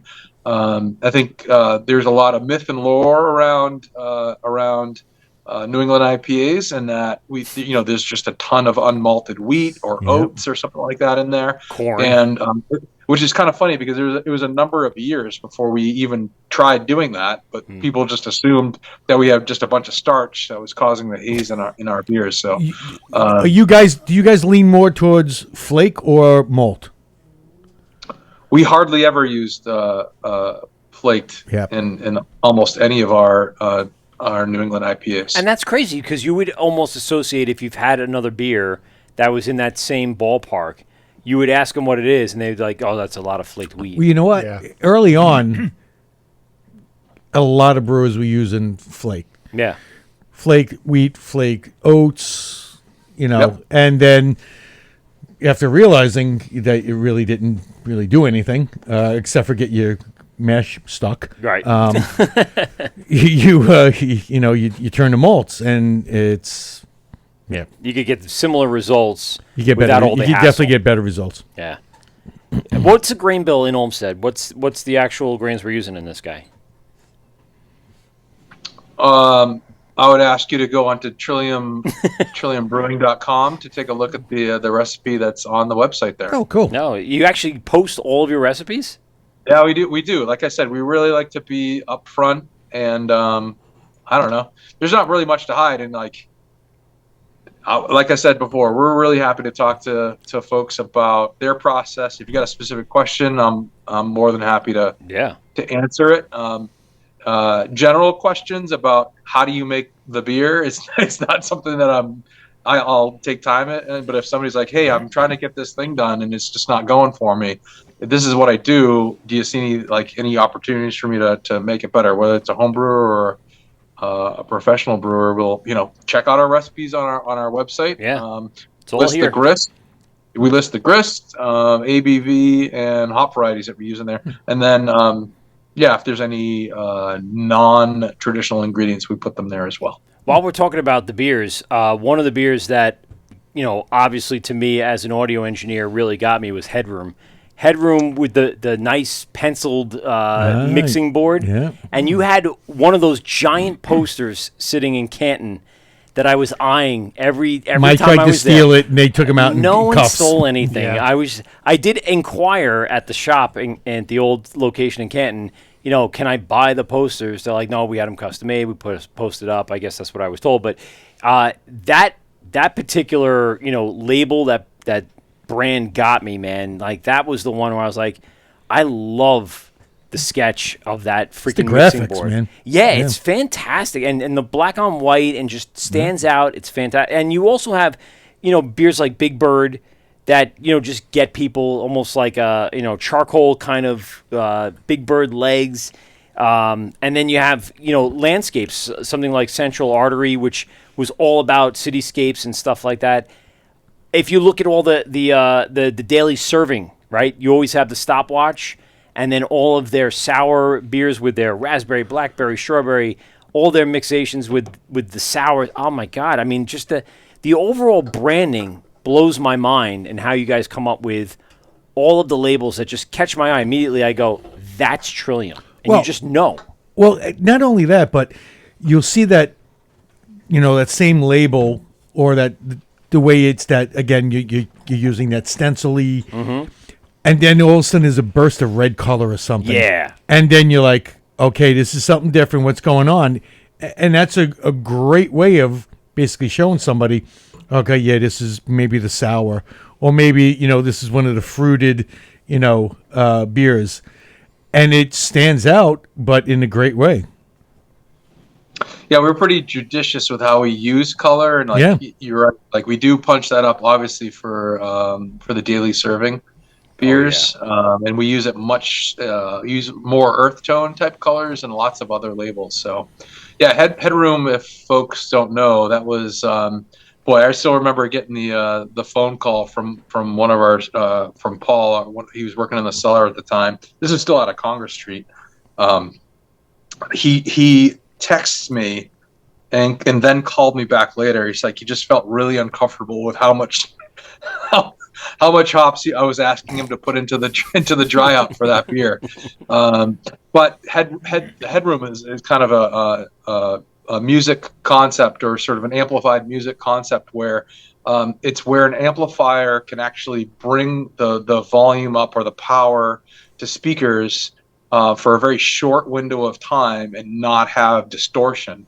So, and then if it kind of stays up there for too long, then that's where things start to go haywire. So that's a concept that we wanted to kind of convey with just how intensely hopped these beers were, but like in the right moment, in the right time, everything just kind of sings together. So you really pulled together a lot of those concepts that you guys are thinking, like, how can we take beer to a conceptual level and make it something where there's a story behind every single one. Yeah, we really try hard at that. It's getting extremely difficult though. We've got a Mexican lager we want to put out for the summer, but every concept that we've come up with, so far over the last couple of months, it's been taken, So Sam Sins did we're- it. You know what though? yeah. So if you got any ideas for like a New England summer concept, send them my way, man. I'm just about out of ideas. Yeah, you know what? You know what's a great idea if you do just like Seinfeld themed beers. No, that's all you, dude. Wait, who does those things? They'd have to do something like Boston radio or whatever. What was that? What was that TV show with the Boston name? I can't think of. Was Michael J. Fox in that one? No. Was it the Joe Rogan one? lost. Chicago radio? I don't know. It was a sitcom. Oh, God, with Joe News Rogan. Radio? News radio. News radio. News radio. But that wasn't Was that in Boston. Boston, though? I don't No, think it it was wasn't. No, that wasn't No, what was Boston. the other one that was in Boston? That was. Your cousin from Boston. Boston. No, it's not. Are you thinking of Boston Legal? No, man. No? No, maybe. Oh, okay. Maybe I'm just getting them all mixed up. Just in my naming head. shows It's with fine. Boston in them. Yeah. I really quick. You guys have a bunch of the street. Cheers! Cheers. Fucking cheers! Well, yes, but that's see, it's too on the nose for them. It's like people are like, I don't know. is it too cringe, Mike? Yeah, a little bit. Like just your kids just say. for them. We like using that term now. Cringe. I mean, think about it. Their name comes from a flower, correct? I mean, the word trillium is about the trillium flower. Yeah, like I said, like another not super common approach to naming a brewery after a native New England wildflower. Yeah. it was everyone either does that. It was either that or you just call it Boston. Boston. Just Boston. Boston Beer Company was taken. So Yeah. I mean, Taken. Yeah, Bastard. might as well. See, it's Sons always of bitches. something taken. So you guys, Fucking Jim Could obviously call it the Mass Pike Brewing Company. the Mass Pike Brewing Company. Big Dig Beers. Yeah. Oh. Remember the Big Dig? The right? Big And Dig. Just have like just a bunch of Cars just fucking pencil all over the drawings. place. All right, well listen, we're out of our element here, there, Spider. We can't. Spider. I don't know. I'm just throwing it out there. You guys, you talking about the Street Series before? How many beers are in that series? Because I remember Sillings, remember Congress, A Street. There's yeah. so many of those Street Series. How many do you think you guys have produced over the last 10 years or so? I really wish Fort Point was a bigger neighborhood because we ran out of streets. Stillings. Yeah, right. You're right. You ran out of beers to name after it. There's only 6 or 7 streets. Farnsworth. Farnsworth. That's yes. another one. Yep. Summer Melcher. Street. Yep. Yep. And you know what? And I've pretty much had every single one of them. we've Yeah, absolutely. Now you Probably guys. the one that people don't remember because we only brewed it a couple of times was Pittsburgh Street. Oh shit! Really? I don't recall that I one. don't recall that one at Yeah. all. Another one to look up on the internet. Yeah, that's find out what that's brewed up. I gotta find one of those cans somebody has. I'm looking through. Like you said, some of the descriptions are out there, but a lot of the descriptions are for current beers that you guys have in serving in many of the locations. So I'm just trying to go through some of the ones like Scaled. I love Scaled. Scaled is a delicious beer. It gives a great description here of everything that's involved with this beer.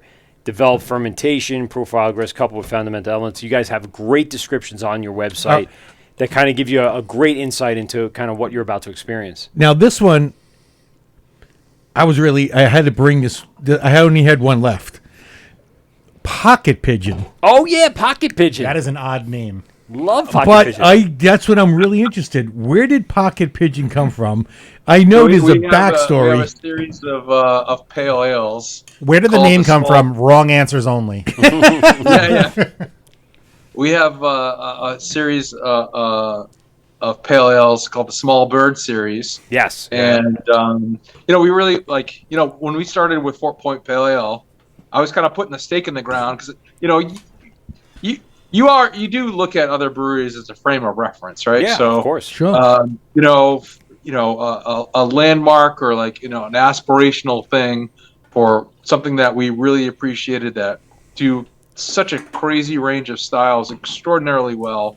And are huge in the industry for a lot of different reasons, not just in the quality of beer that they make, is Russian River. So they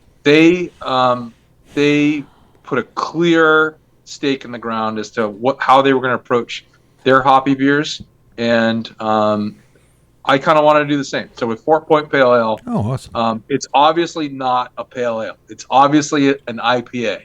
But I wanted to let people know that we're going to be doing something pretty crazy with our hoppy beer program from day one, even though we hadn't really come out with that many beers yet. So that started at 6.6% ABV. That's IPA world, right? Yep. Mm-hmm. So that left a big space for actual pale ales. So I'm kind of mostly thinking beer recipes and how do things fit together on a menu first, and then let's develop the brand second. So Okay. we were going to develop a series around there's a bunch of islands in the Boston Harbor. So we were going to just name them after all the different islands Okay. in the harbor, kind of following along the idea of the different streets in Fort Point. So I'm still working my full-time job at that point, and I'm texting back and forth with Esther, who's like, we need a name for this beer. We're opening in 2 hours. They're going to throw up the chalkboard. What is the name of this beer? And they're like, we're down to the wire on it. And I was just looking through the list, and the most obvious one out of all of the islands on the Boston Harbor just said, well, why don't we go with Little Brewster? And my phone auto corrected Brewster to Rooster, so she saw Little Rooster, and she wrote back. Are you sure? I don't think. Yeah, she's like, I don't think this is like a good brand.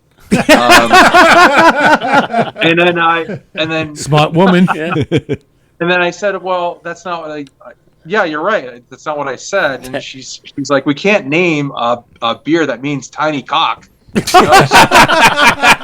fair. So then, of course, I had to go there. Fair enough. Fair enough. Yeah, no, that everybody was tracks. laughing so hard, and it's like that's just one of those hilarious, funny moments. So then that's how we have our Little Bird series. Ah. But now, I mean, Again, are you going to pocket pigeon? But like, now you're gonna come out with Little Rooster, right? Like that's gonna. You have to have. Oh, we have Little Rooster was the first one. There we go. There's a whole Okay, great. There's a whole bunch of small bird pale ales. Well, so what is that? Isn't there a sparrow called the tit? So we got to get that one going. Is there? Yes. No, Yes. we try not to go on the nose. There you go. So it's the little breast. Well, I've had, you know what's funny? I've had a Kolsch from a brewery in Vermont. I can't remember the name of it, but it's called Weebird, and I wonder if they're ripping off the Little Bird series. Could be. well, don't know. what about Warbler then? Well, he had a whole backstory about his time in the Boy Scouts. Yes, so yes, he did. I Yes, think he did. came up with that Yeah, independently. it's interesting. All the different breweries that we have on, we go through this whole thing of how the names came about. I myself, owning a brewery, just some of the names are just bizarre and like the Seinfeld ones. yeah. But they have meaning. They come from a reason. Not everybody knows it, but a lot of times the brew staff or just the everybody that works for the brewery knows that story and where it comes from, and it almost makes you feel like, yeah, I know, you don't, and you wonder. What is the stories behind Space Tacos then? Well, man, the space tacos, bro.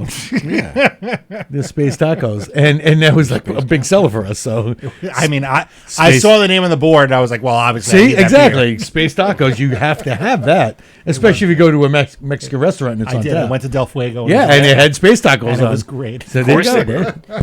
JC, what is the one common question that not only your beer tenders, kind of get, but what you get via email or on, any of the social media? What's like that one question that everyone asks every time? Why don't you distribute? Well, Why don't you distribute, why? JC? Why? Well, 'cause Are you they limited? they make a on- lot You of don't have to. They make Yes. a lot of money out of the tasting rooms. That's Yeah. why. Yeah, so there's the answer has changed over the years. At first it was like, yeah, there's not even. We were running out of beer for our own tap rooms, and then that actually allowed us to kind of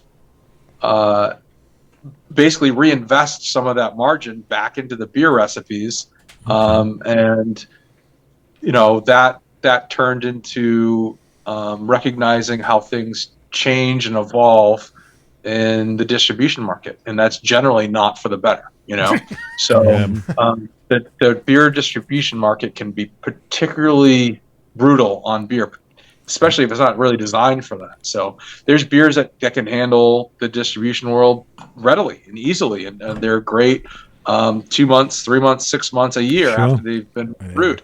A lot of the beers that we make are extraordinarily fragile.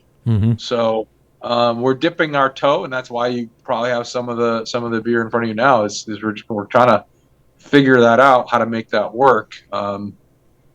We expect that there's a lifespan for any beer, and like if we're going to continue to be successful 10 years from now, 30, 40, 50 years from now, that likely involves distribution. So establishing the relationship with the right distributors and making sure that they are in turn getting it into the hands of folks that can treat it well and make sure that they're ordering enough but not too much, and all of those things. It's a very strange and scary world for us, but we're trying to adapt, and we're trying to finally get the beer out there into the right hands, so that what beer would you want to distribute? So like what beer would you want to get out to? Sorry, what would be that first beer? That what would you want to get out that like says like this? He's just like for people that one. haven't. I don't know. Like I said, we don't we have not really spent much time or focus on like kind of following the rules of what works in a distribution model. What works for you? What do you think? Like, what's your number one? If you had your druthers, like I can put whatever beer out in the entire Northeast right now. What would that beer be? Every bottle shop it's going to end up with, every distributor has what is going to treat it with respect. I think what represents you the best, right? Yeah, but it's like what represents you the best, and has like the ability to stand up to the abuse that happens in the distribution. Oh no, he's he's 100% correct. Yeah. If especially their beer, and as anybody knows, you want the freshest beer you can get. Mm-hmm. Yeah. And specifically what they're doing, certain things are only going to be shelf stable. Right. And again, they could be fantastic on all their like the DO, dissolved oxygen, stuff like that, but hops break down, and a Budweiser is going to last on the shelves for no, I'm being serious. Yeah. A Budweiser will last for so many months on the shelves before they'll get pulled. Right. Where when you're looking at some of the beers that we've had tonight, so many weeks down the road, you notice a fall off. Well, do you notice anything right now? And we've had them in our coolers, in our refrigerators since I pulled them down probably a month ago, right? Yep. And I don't notice anything, especially from is it Elliott or Elot Street? Is that what it is? Elliott Tower. It is Elliott Tower. Sorry. Elliott Tower. Sorry, I was getting wrapped up with the street. The names. streets. Yeah, sorry. But yeah, I mean Elliott Tower. I had at the brewery in Canton. Blew my socks off. I had I took actually 2 4-packs home. Steve took 1. I took 2. Amazing beer. Nothing to me has kind of dropped off at all. But again, not everyone treats that beer the same. Not everyone will put in a cooler or put in the cold box. And it could be it could be in some Home D's shelf in the sunlight underneath the heater. Yeah, that's keeping his place. I think we're talking him out of distribution right now. That's what we're doing. We're like, you know what? Don't bother. There's at this point no reason. We've done the accelerated aging tests. Yes. I was going to ask that. What's the most important factor in all of this? Is it TPO or DO levels at packaging or in the cellar? Is it temperature swings? Is it hot, cold, or is it because that happens too. They'll bring it in, they'll put it in the cooler, it'll sit there for a week. They'll pull it out, they'll put it on the shelf, they'll put it back in because it's sold one. And they're like, all right, let's get it cold, let's feature it again. But think about it. Yeah. So the short version and the outcome of that study basically says more time spent at a higher temperature equals worse. Yes. So yes. that's even worse than like a perfectly packaged beer spent at room temperature is a ton worse than something that's way out of DO spec at packaging and stored cold. Oh, that's for the same period of interesting. time. That's It's not interesting. even close. I'm glad you did that research for everybody and just think gave about everyone it. that good stats. and I wish it was the other way around. Yeah, because you guys are probably right on the DO. Yeah. Yeah, you can control DO with equipment and practices, Sure, and measuring and You training can do and all everything those right, kinds of things. and that beer Just your- distributor can still fuck it up for you. Yeah. just your SOPs. You know what you're doing in house. You know you're keeping your parts per million really low on your DO, and your packaging is great and all that. But like you said, think about when we see distributing vehicles out here. Yeah. Are they refrigerated? No. No. Charlie's like, Charlie knows. absolutely not. On the distros themselves, Yeah. they do have some refrigeration. Well, if you go to Manhattan or something like that. most of the places that it goes shelves. to, your beer is sitting out on a shelf. Yep. And what happens if the guy turns around at the end of the day and shuts off the air conditioner and it's like Right. 90-something degrees all night long? Right. Yep. And then they kick it on and when they come in the morning. I You go like, probably don't have that as much in the New England, like upper Right. Massachusetts, but you still have your 90-degree spouts for sure. Here in Long Island, yeah, I mean, you're going to have a guy that throws your stuff in the window, Again, direct sunlight, on a vehicle that's not refrigerated, sitting there for a day or so, And- waiting to go out for distro, and then hitting the and sitting in a warehouse. well, how about this? Putting the air conditioner on, getting that space to be like 72 degrees, and then bringing it in, getting it back down to like 40, and then putting it back out on the shelves at 70, 80.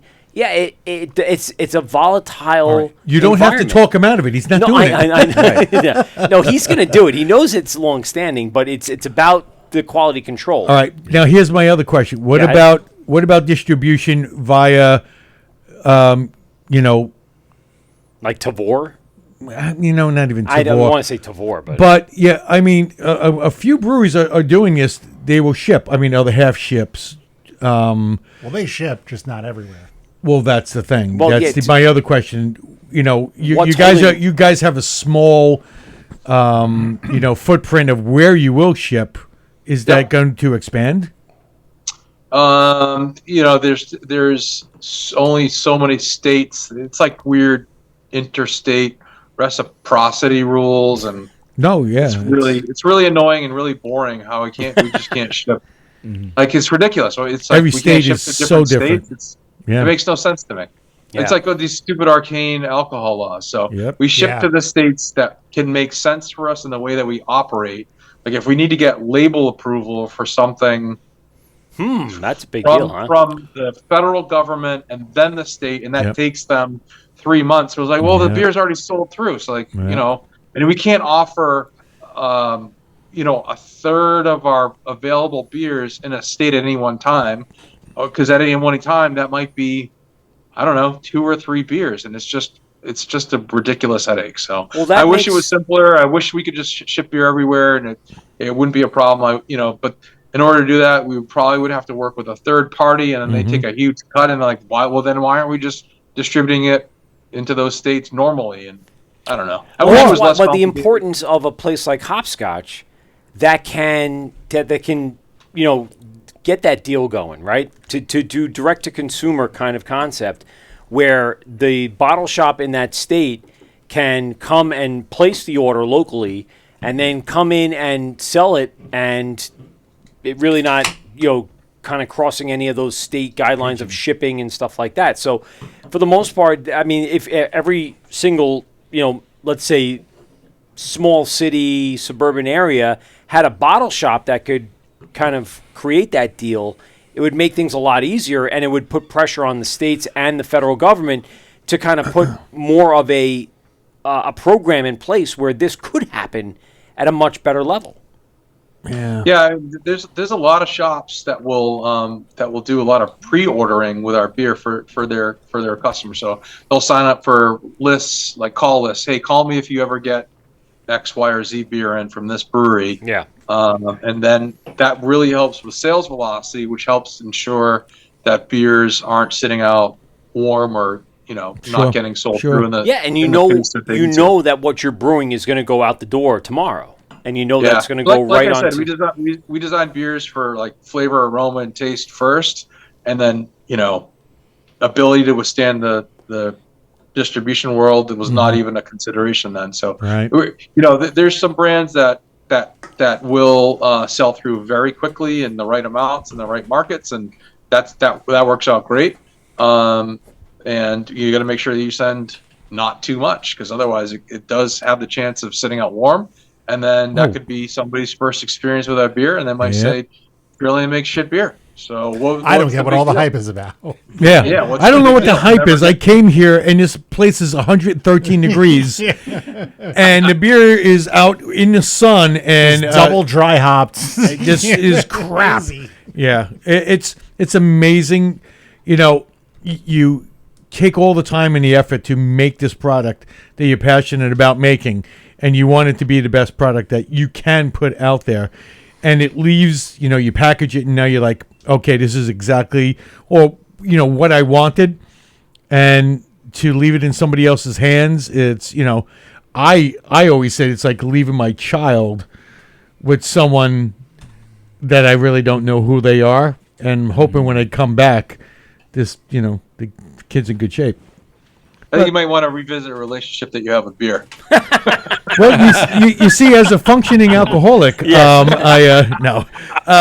Charlie, are you finding the same thing with those same? You got to concepts? remember, back when Charlie first started brewing beer, Here we go. it was a pot that was found in a field of grain that was left out in the rain, and they got to it like a week later. And oh wait, no, that was Egyptian times. Never mind.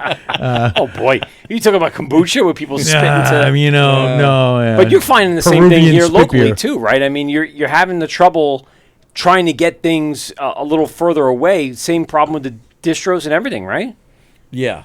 It's almost behooves you to just, if you can do it locally through yourself self distro, you have a better control of how and where it goes and how much, because otherwise it becomes I know. Well, you always want it out of your tasting room. You always want your tap room to be the focal point of people come in and get those cans and leave, because it went from you where you stored it, when you packaged it, right, and they're taking it home. It's the best scenario. Yeah, well, it's like the three-legged stool. Your tasting room, as far as draft, will always do a certain amount depending upon the space you have and how many people you can get in.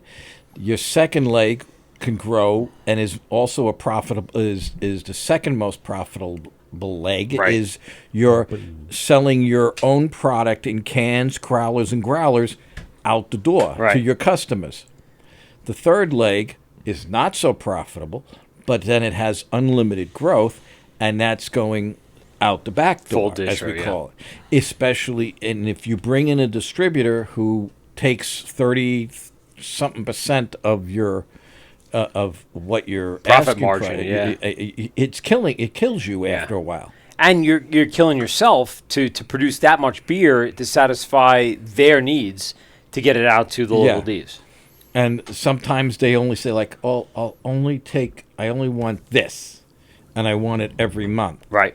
And then they don't take it. Right. Well, also you now are pressured to produce only that. Yeah. And like, if I want to produce, in bloom all the time, now that clogs up your schedule. Right. Like where you were trying to expand and get something in, like Get a new other seasonal or something that you want your local customers to enjoy. Then now you maybe handcuffed to what you want to do. And it comes down to two. You're better hyper local. Yeah. Like your group of people that come to your area, they'll come to you, they'll come to Spider Bite because you guys are very, within not even a mile of each other. But you see the same people. You want that hyper local, where Trillium, Yeah. they cannot be hyper local because way too many people want them. Right. And they can find them in any part of the let's say regional area. If you say like in the Boston, between the city and the suburbs, they can find a Trillium that's closest to them within 25 minutes. And you know what I find interesting, because there are a decent amount of breweries in the area. Yeah. You you have Night Shift, you have Lord Hobo Shipyard. The big one was, why can't I think we drank there? Where do we go? We go into we walked to it. Remember we Shipyard. walked? No, it wasn't Shipyard. No. Harpoon. Harpoon. Thank you. God damn it! Jesus. How did you know where we were? He knows exactly where we He were. knows what we were doing. On that trip too, do you remember when I don't remember much after Trillium. I after said, Trillium, I was really bet you drunk. It guys was if I nice. could jump in the river and swim to the... Yes, you did say that. Yeah. Yeah, you did And say you guys that. wouldn't I let do me do remember it. that. You No, guys wouldn't let me do it. Because the walls, the way the canal is there, they're all angled in. There's no way you're going to claw up. Do you want to go back? Yeah. Let's go. I'll take that bet now. I'll Oh, take well, I guess. it. I could swim like a fish. All right, JC, I got a couple of questions for you because we're getting close to the end here. Number one, what do you guys have in store for the future? What can the audience hear about what's coming up? I and got a what's going problem on? first. No, though. no. No, I have a big problem Oh, here. what's the problem? You're empty? No. So I love the beer. Everything is wonderful about it. Pocket pigeon? Everything's great. But this Elliott Tower label is on crooked. Oh. So I have to give it a half a star. Sorry. I'm sorry. It's just the way it goes sometimes. We drank the shit out of it, but yet, 4.5. Oh, I hate people so much. So what do you guys have coming up? Do you guys have any big plans, any new locations, anything else going on that's major that people need to know? Well, we built our new location in Canton. Yeah. We were able to purchase. It's a 20-acre property. So, by the And way, wait. So to go into purchased, that, I mean, you own that. yeah, dude, this thing is a beer Esther and I campus. never we didn't build Trillium to like sell it and make a whole bunch of money one day. We really love being stewards of it and like growing it in the way that is sustainable for us and our team. So part of that, opportunity came out to buy that property. And then COVID happened, and then we were like, oh shit, let's like be a little bit judicious with like how we approach this thing. So let's split out the build out into building the restaurant and pilot brewery first, and beer, big beer garden out there. And then once How big is your pilot brewery? It's a 20 barrel. 5-barrel system, but we can actually squeeze out 10 barrels of lower gravity Jesus. beer. Nice. Yeah. Must be nice. Yep. Nice. Must be nice. Yeah, it's awesome. It's awesome. So we also built a small distillery, but we're phase 2 is then building out kind of our forever home brewery and a proper production size distillery as well. So we started our whiskey program a few years ago, but as everybody knows, It takes a little bit. You wish you started your whiskey program 10 years ago. Yeah. But the next best time Fair. is to start today. So Fair enough. That's coming online in a big way, and it really is going to help us kind of realize that original vision of the New England farmhouse brewery, but then also expand that concept to distillery. But we're going to be able to make use of locally grown grain in a much easier way through our distillery because it doesn't need to be malted like it would in beer. We can only use a percentage of our grain grown at the farm, kind of relying on the diastatic power of the malt that we use to convert those starches. But we can use up to 100% of that unmalted grain in our whiskeys. So very exciting for the bourbon and rye and single malt to come out of that program. You're going to keep the Trillium name attached to that? Yeah, we've gone back and forth a number of times. Like, how do we fight the notion that it's just a brewery that also wants to make whiskey? Yeah. How do we fight that? You're not the first one, Oh, dogfish head. right? But it's not even they yeah, make not even gin, they close. make There's- vodka. Yeah. Yeah, there's tons of breweries that have done this before. Sure. Yeah. So how can we do it in a methodical way and like we're not going to brand our way out of this. The only way to properly convey this is in the quality of the Making good products, right? We're making, right? So, and I think it'd be strange if it was a different brand. It's being made in the same building. You're coming to the same place. So yeah, so I think it'd just be confusing if we try to brand it something else. Yeah. I do think we're gonna sort of like subordinate the Trillium sort of more off to the side. I don't know. We're working on the labels. It's gonna be a whole process. There you go. There you go. So That's why we have brainstorm sessions, right? You just sit there in a room and just start brainstorming things. Yeah. Pepe Sylvia on the wall. That's all you need to know. Pepe Sylvia. Anyone that watches Always Sunny in Philadelphia knows what I'm Oh talking my about. God, yes. Yeah. So you guys, obviously you have a lot going on between the farm, the Greenway, Fort Point, Canton. I have a question really Miss quick. Fenway. Oh yeah, Miss Fenway. Sorry. What the hell's wrong with you? I know there's 5. I'm just And the Boston Red Sox are hot right now. They So are- well, And the they're comment. much hotter than the freaking New York Yankees, which we are Or the not fans Mets. of, by the way. We are Mets fans, but I don't know if that makes it any better for you. No, it's just as bad. So you have this established brewery in Canton. You guys purchased this land. You made a beer campus. I mean, I played like 200-yard football with my son out in the front yard, overseeing like this beautiful landscape. Was this something that you guys were like sitting on, waiting for? Like, how did you get that spot? Because it's fantastic. It really is pretty crazy. So, we having land. I don't know if you guys rent, whatever. Like, having landlords is not awesome. yep. So, 100 agree with you.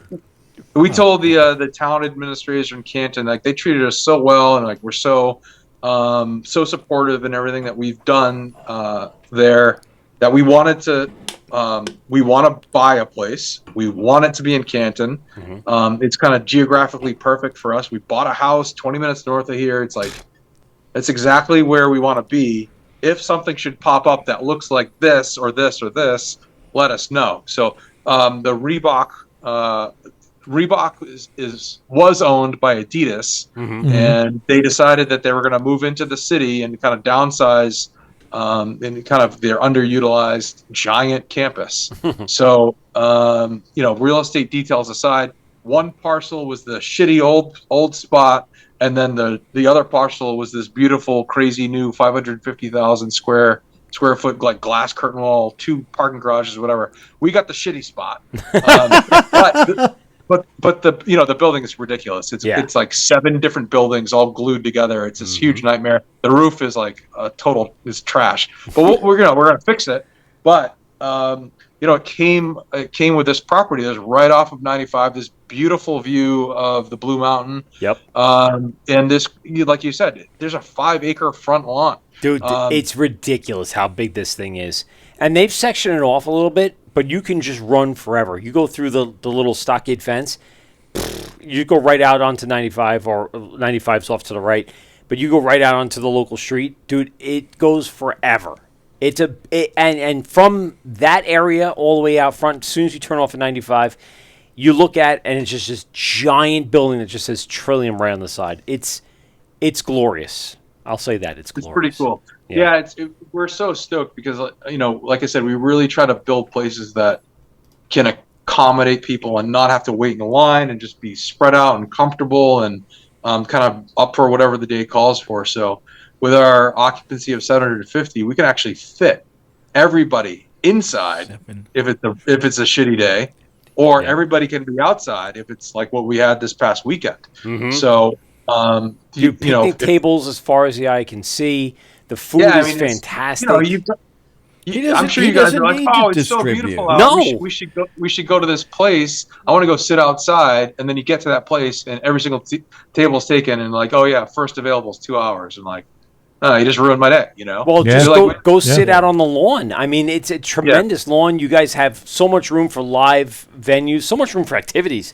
We're all thinking. We just did a 5K there. We just did a 5K there yesterday. Yeah, and you have all the trailers that are pulled up. So if you need to kind of have an auxiliary, tap, spot, you have that. You have the cargo containers where you open up and you got your local vendors and anyone else you want to bring in with a food truck. You had a little roundabout there, and dude, you have it set up so perfectly. It's like summer nights there are going to be out of this world. Out of this world. It's pretty glorious. Glorious is the correct word. I like that word. That's a nice word. Glorious. Look, if you guys want to check out Trillium, you just 3.5 hours, Google search. I've never gone. Or shut up. You just go ahead and throw it into your Waze. You type in Trillium Canton. And you Or just, MapQuest it. or- Pronounce Or, it. as Charlie Rand does, McNally. Rand McNally. I would have gone with the Garmin, but that's still too, Oh, no, too high tech no, for that's, this guy. No, that's vicious. No. JC, Garmin. listen, I really appreciate you coming on tonight and giving us some information about this fantastic brewery that I've been obsessed with since day one of craft beer drinking, for sure. I know these guys are all looking at me like, look at the fanboy freaking wilding out, but that's exactly what it is. I have had I think the only a subtle obsession with Trillium since the day I went there, because it's one of the first craft beer breweries that I've been to. I was there before Brooklyn. I was there before Dogfish. I was there before Well, I was just going to say, the only Magic Hat. I was there. The It was like only one of the second first He doesn't ones. get out much. The No, I only don't. second thing I think you would be as excited for is if we had Sam on from Dogfish. Yeah, Head, and you could talk about 60 Oh minutes. my God, all day. I would just say we're going to talk about 60 Minutes the entire 2 hours. But Just besides get that, I Sam mean, on. this brewery has been like part of my life for Well, so you long. were up in Boston's. How many My best yeah. friends both moved to Canton. Like, Yeah. they moved from Long Island to Canton. And what better than the brewery that started it all for me, to be honest with you. That's cool, man. And you really, you didn't disappoint tonight. I really appreciate your time and everything that you guys are doing Yeah, up there. without a doubt, brother. We're going to talk off air after the show's over, but let's give us a big plug for Trillium. Not that you need it, but yeah, give us a plug for Trillium. Like, nobody knows who they are. yeah, no one knows who they are. I actually said, by the way, really quick, just to give you a heads up, I actually had brand new neighbors that moved in the house behind. Right, they just moved in, and they want there's something with the property line or whatever, and they wanted us to sign off on something. Fine. So we get into talking. We're talking about he's from upstate, and I said, I do craft beer show from New York breweries, but we expand way beyond that. We've done Virginia all the way up to Maine and Massachusetts or whatever. And I said, tonight we have Trillium. They both went, Who? Trillium? No. They both went, get the hell out of here. Like, they knew. They weren't huge craft beer drinkers, but they knew the name. And it's just random people that I come across that when I mention that name, it sticks with people. So I'm going to tell you right now, from the people that down here on Long Island, they know about Trillium. They know about... We know about him. that we know about them. You say, Charlie, All right. yeah. We Not know. for nothing. I Yeah. think people across the United States. Right. And I'm not saying just I'm us, just but saying. everyone knows Yes, about the you. New Yorkers do know. Yeah. Yes. So I appreciate your time and everything that Yes. you Especially can. since I've been up in Boston. Yeah. My daughter was up there for 5 years, so Oh, yeah, God. that's right. yeah, she she was at the. I could walk to Fenway Park. Now, if you go back to where she was, Yeah. you can go to You the can get Fenway. Trillium. You can get Yeah. Trillium. I can get Trillium now. There's Northeastern Simmons College, BU, all within walkable of Wow. Fenway. Yeah, Holy she was. crap. She was off Trifecta. on Commonwealth and near Washington. Commonwealth. And she another went to, street she went, series? She went to Yeah. Tufts and SMFA. So There you go. Yeah.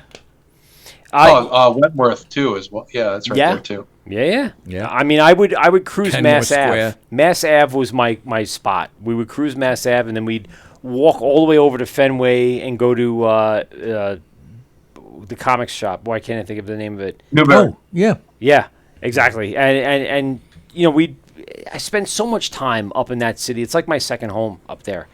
Between my buddies living up there and me spending so much time. Again, Trillium has been my kind of like second brewery outside of our local, breweries here. And again, keep up the great work, dude. I mean, you guys are killing it, and with the beer campuses and everything, I highly encourage everyone that's listening tonight to make a trip over this summer to get up to one of the locations at Trillium. You will not One be of them. one of the 4 or 5, whatever it is at Awesome. this point. Awesome.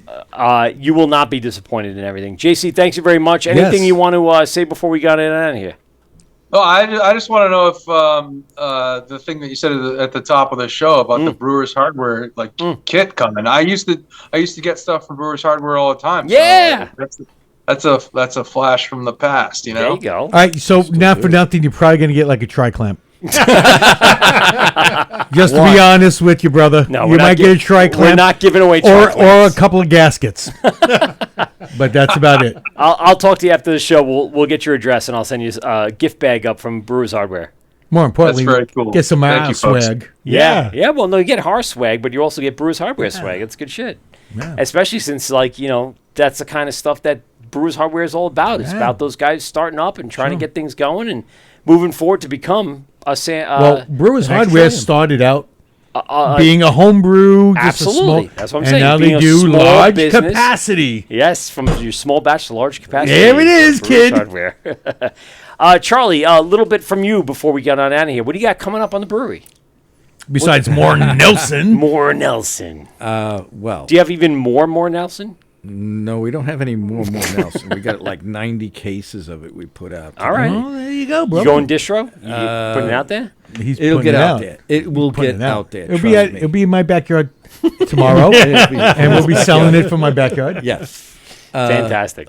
We have a couple of sours coming out. Nice. All right. We have Kettle sour? We doing regular straight no, up this pH? is different. This is different. See, now you asked us right at the end. I know. No, Well, we don't have much time for him to give him the full explanation. Okay, so I can't we'll give leave you the the full cliffhanger. explanation. Cliffhangers. We'll I just like it. it's going to be out probably. Hopefully, the first of the two will be out. We're splitting a batch, Okay. so we're experimenting. All right. All right. So, listen, And if we anyone had- wants to find out more. Going forward, follow the Instagram, Right, I was about to follow say, the Facebook. So go to 1940s Right. Brewing Yeah. on Instagram, But- and you but- could follow along and find Yeah. out exactly what's going on. And then when you make when you make something that you're supposed to be making one thing, and all of a sudden you go, something else. it's now More Nelson? We had a shift, we've shifted gears, and we're working on taking the space that we made. Yeah. And it's going to be called Pocket Pigeon. Oh. From wait, Pocket no. Pigeon it- 2.0. It's, so you don't going to be totally infringe different. Totally different stuff if we can pull it off. All right.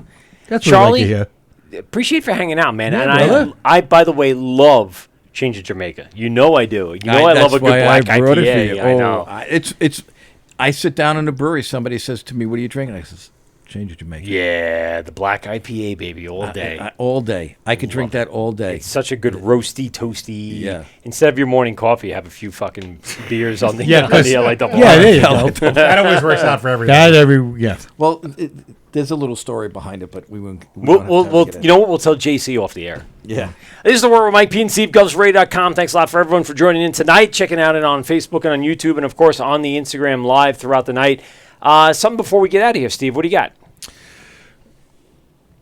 Pocket Pigeon? Pete, Yeah. I still feel bad that you said that about. Oh, the Lord of the Rings joke. Yeah. I feel great about it. I still feel bad.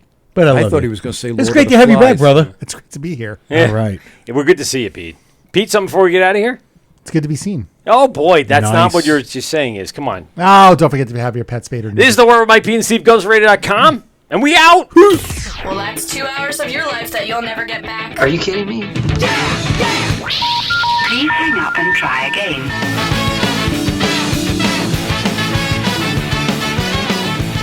This has been The Wort on Govs Radio. I hope you're drunk enough.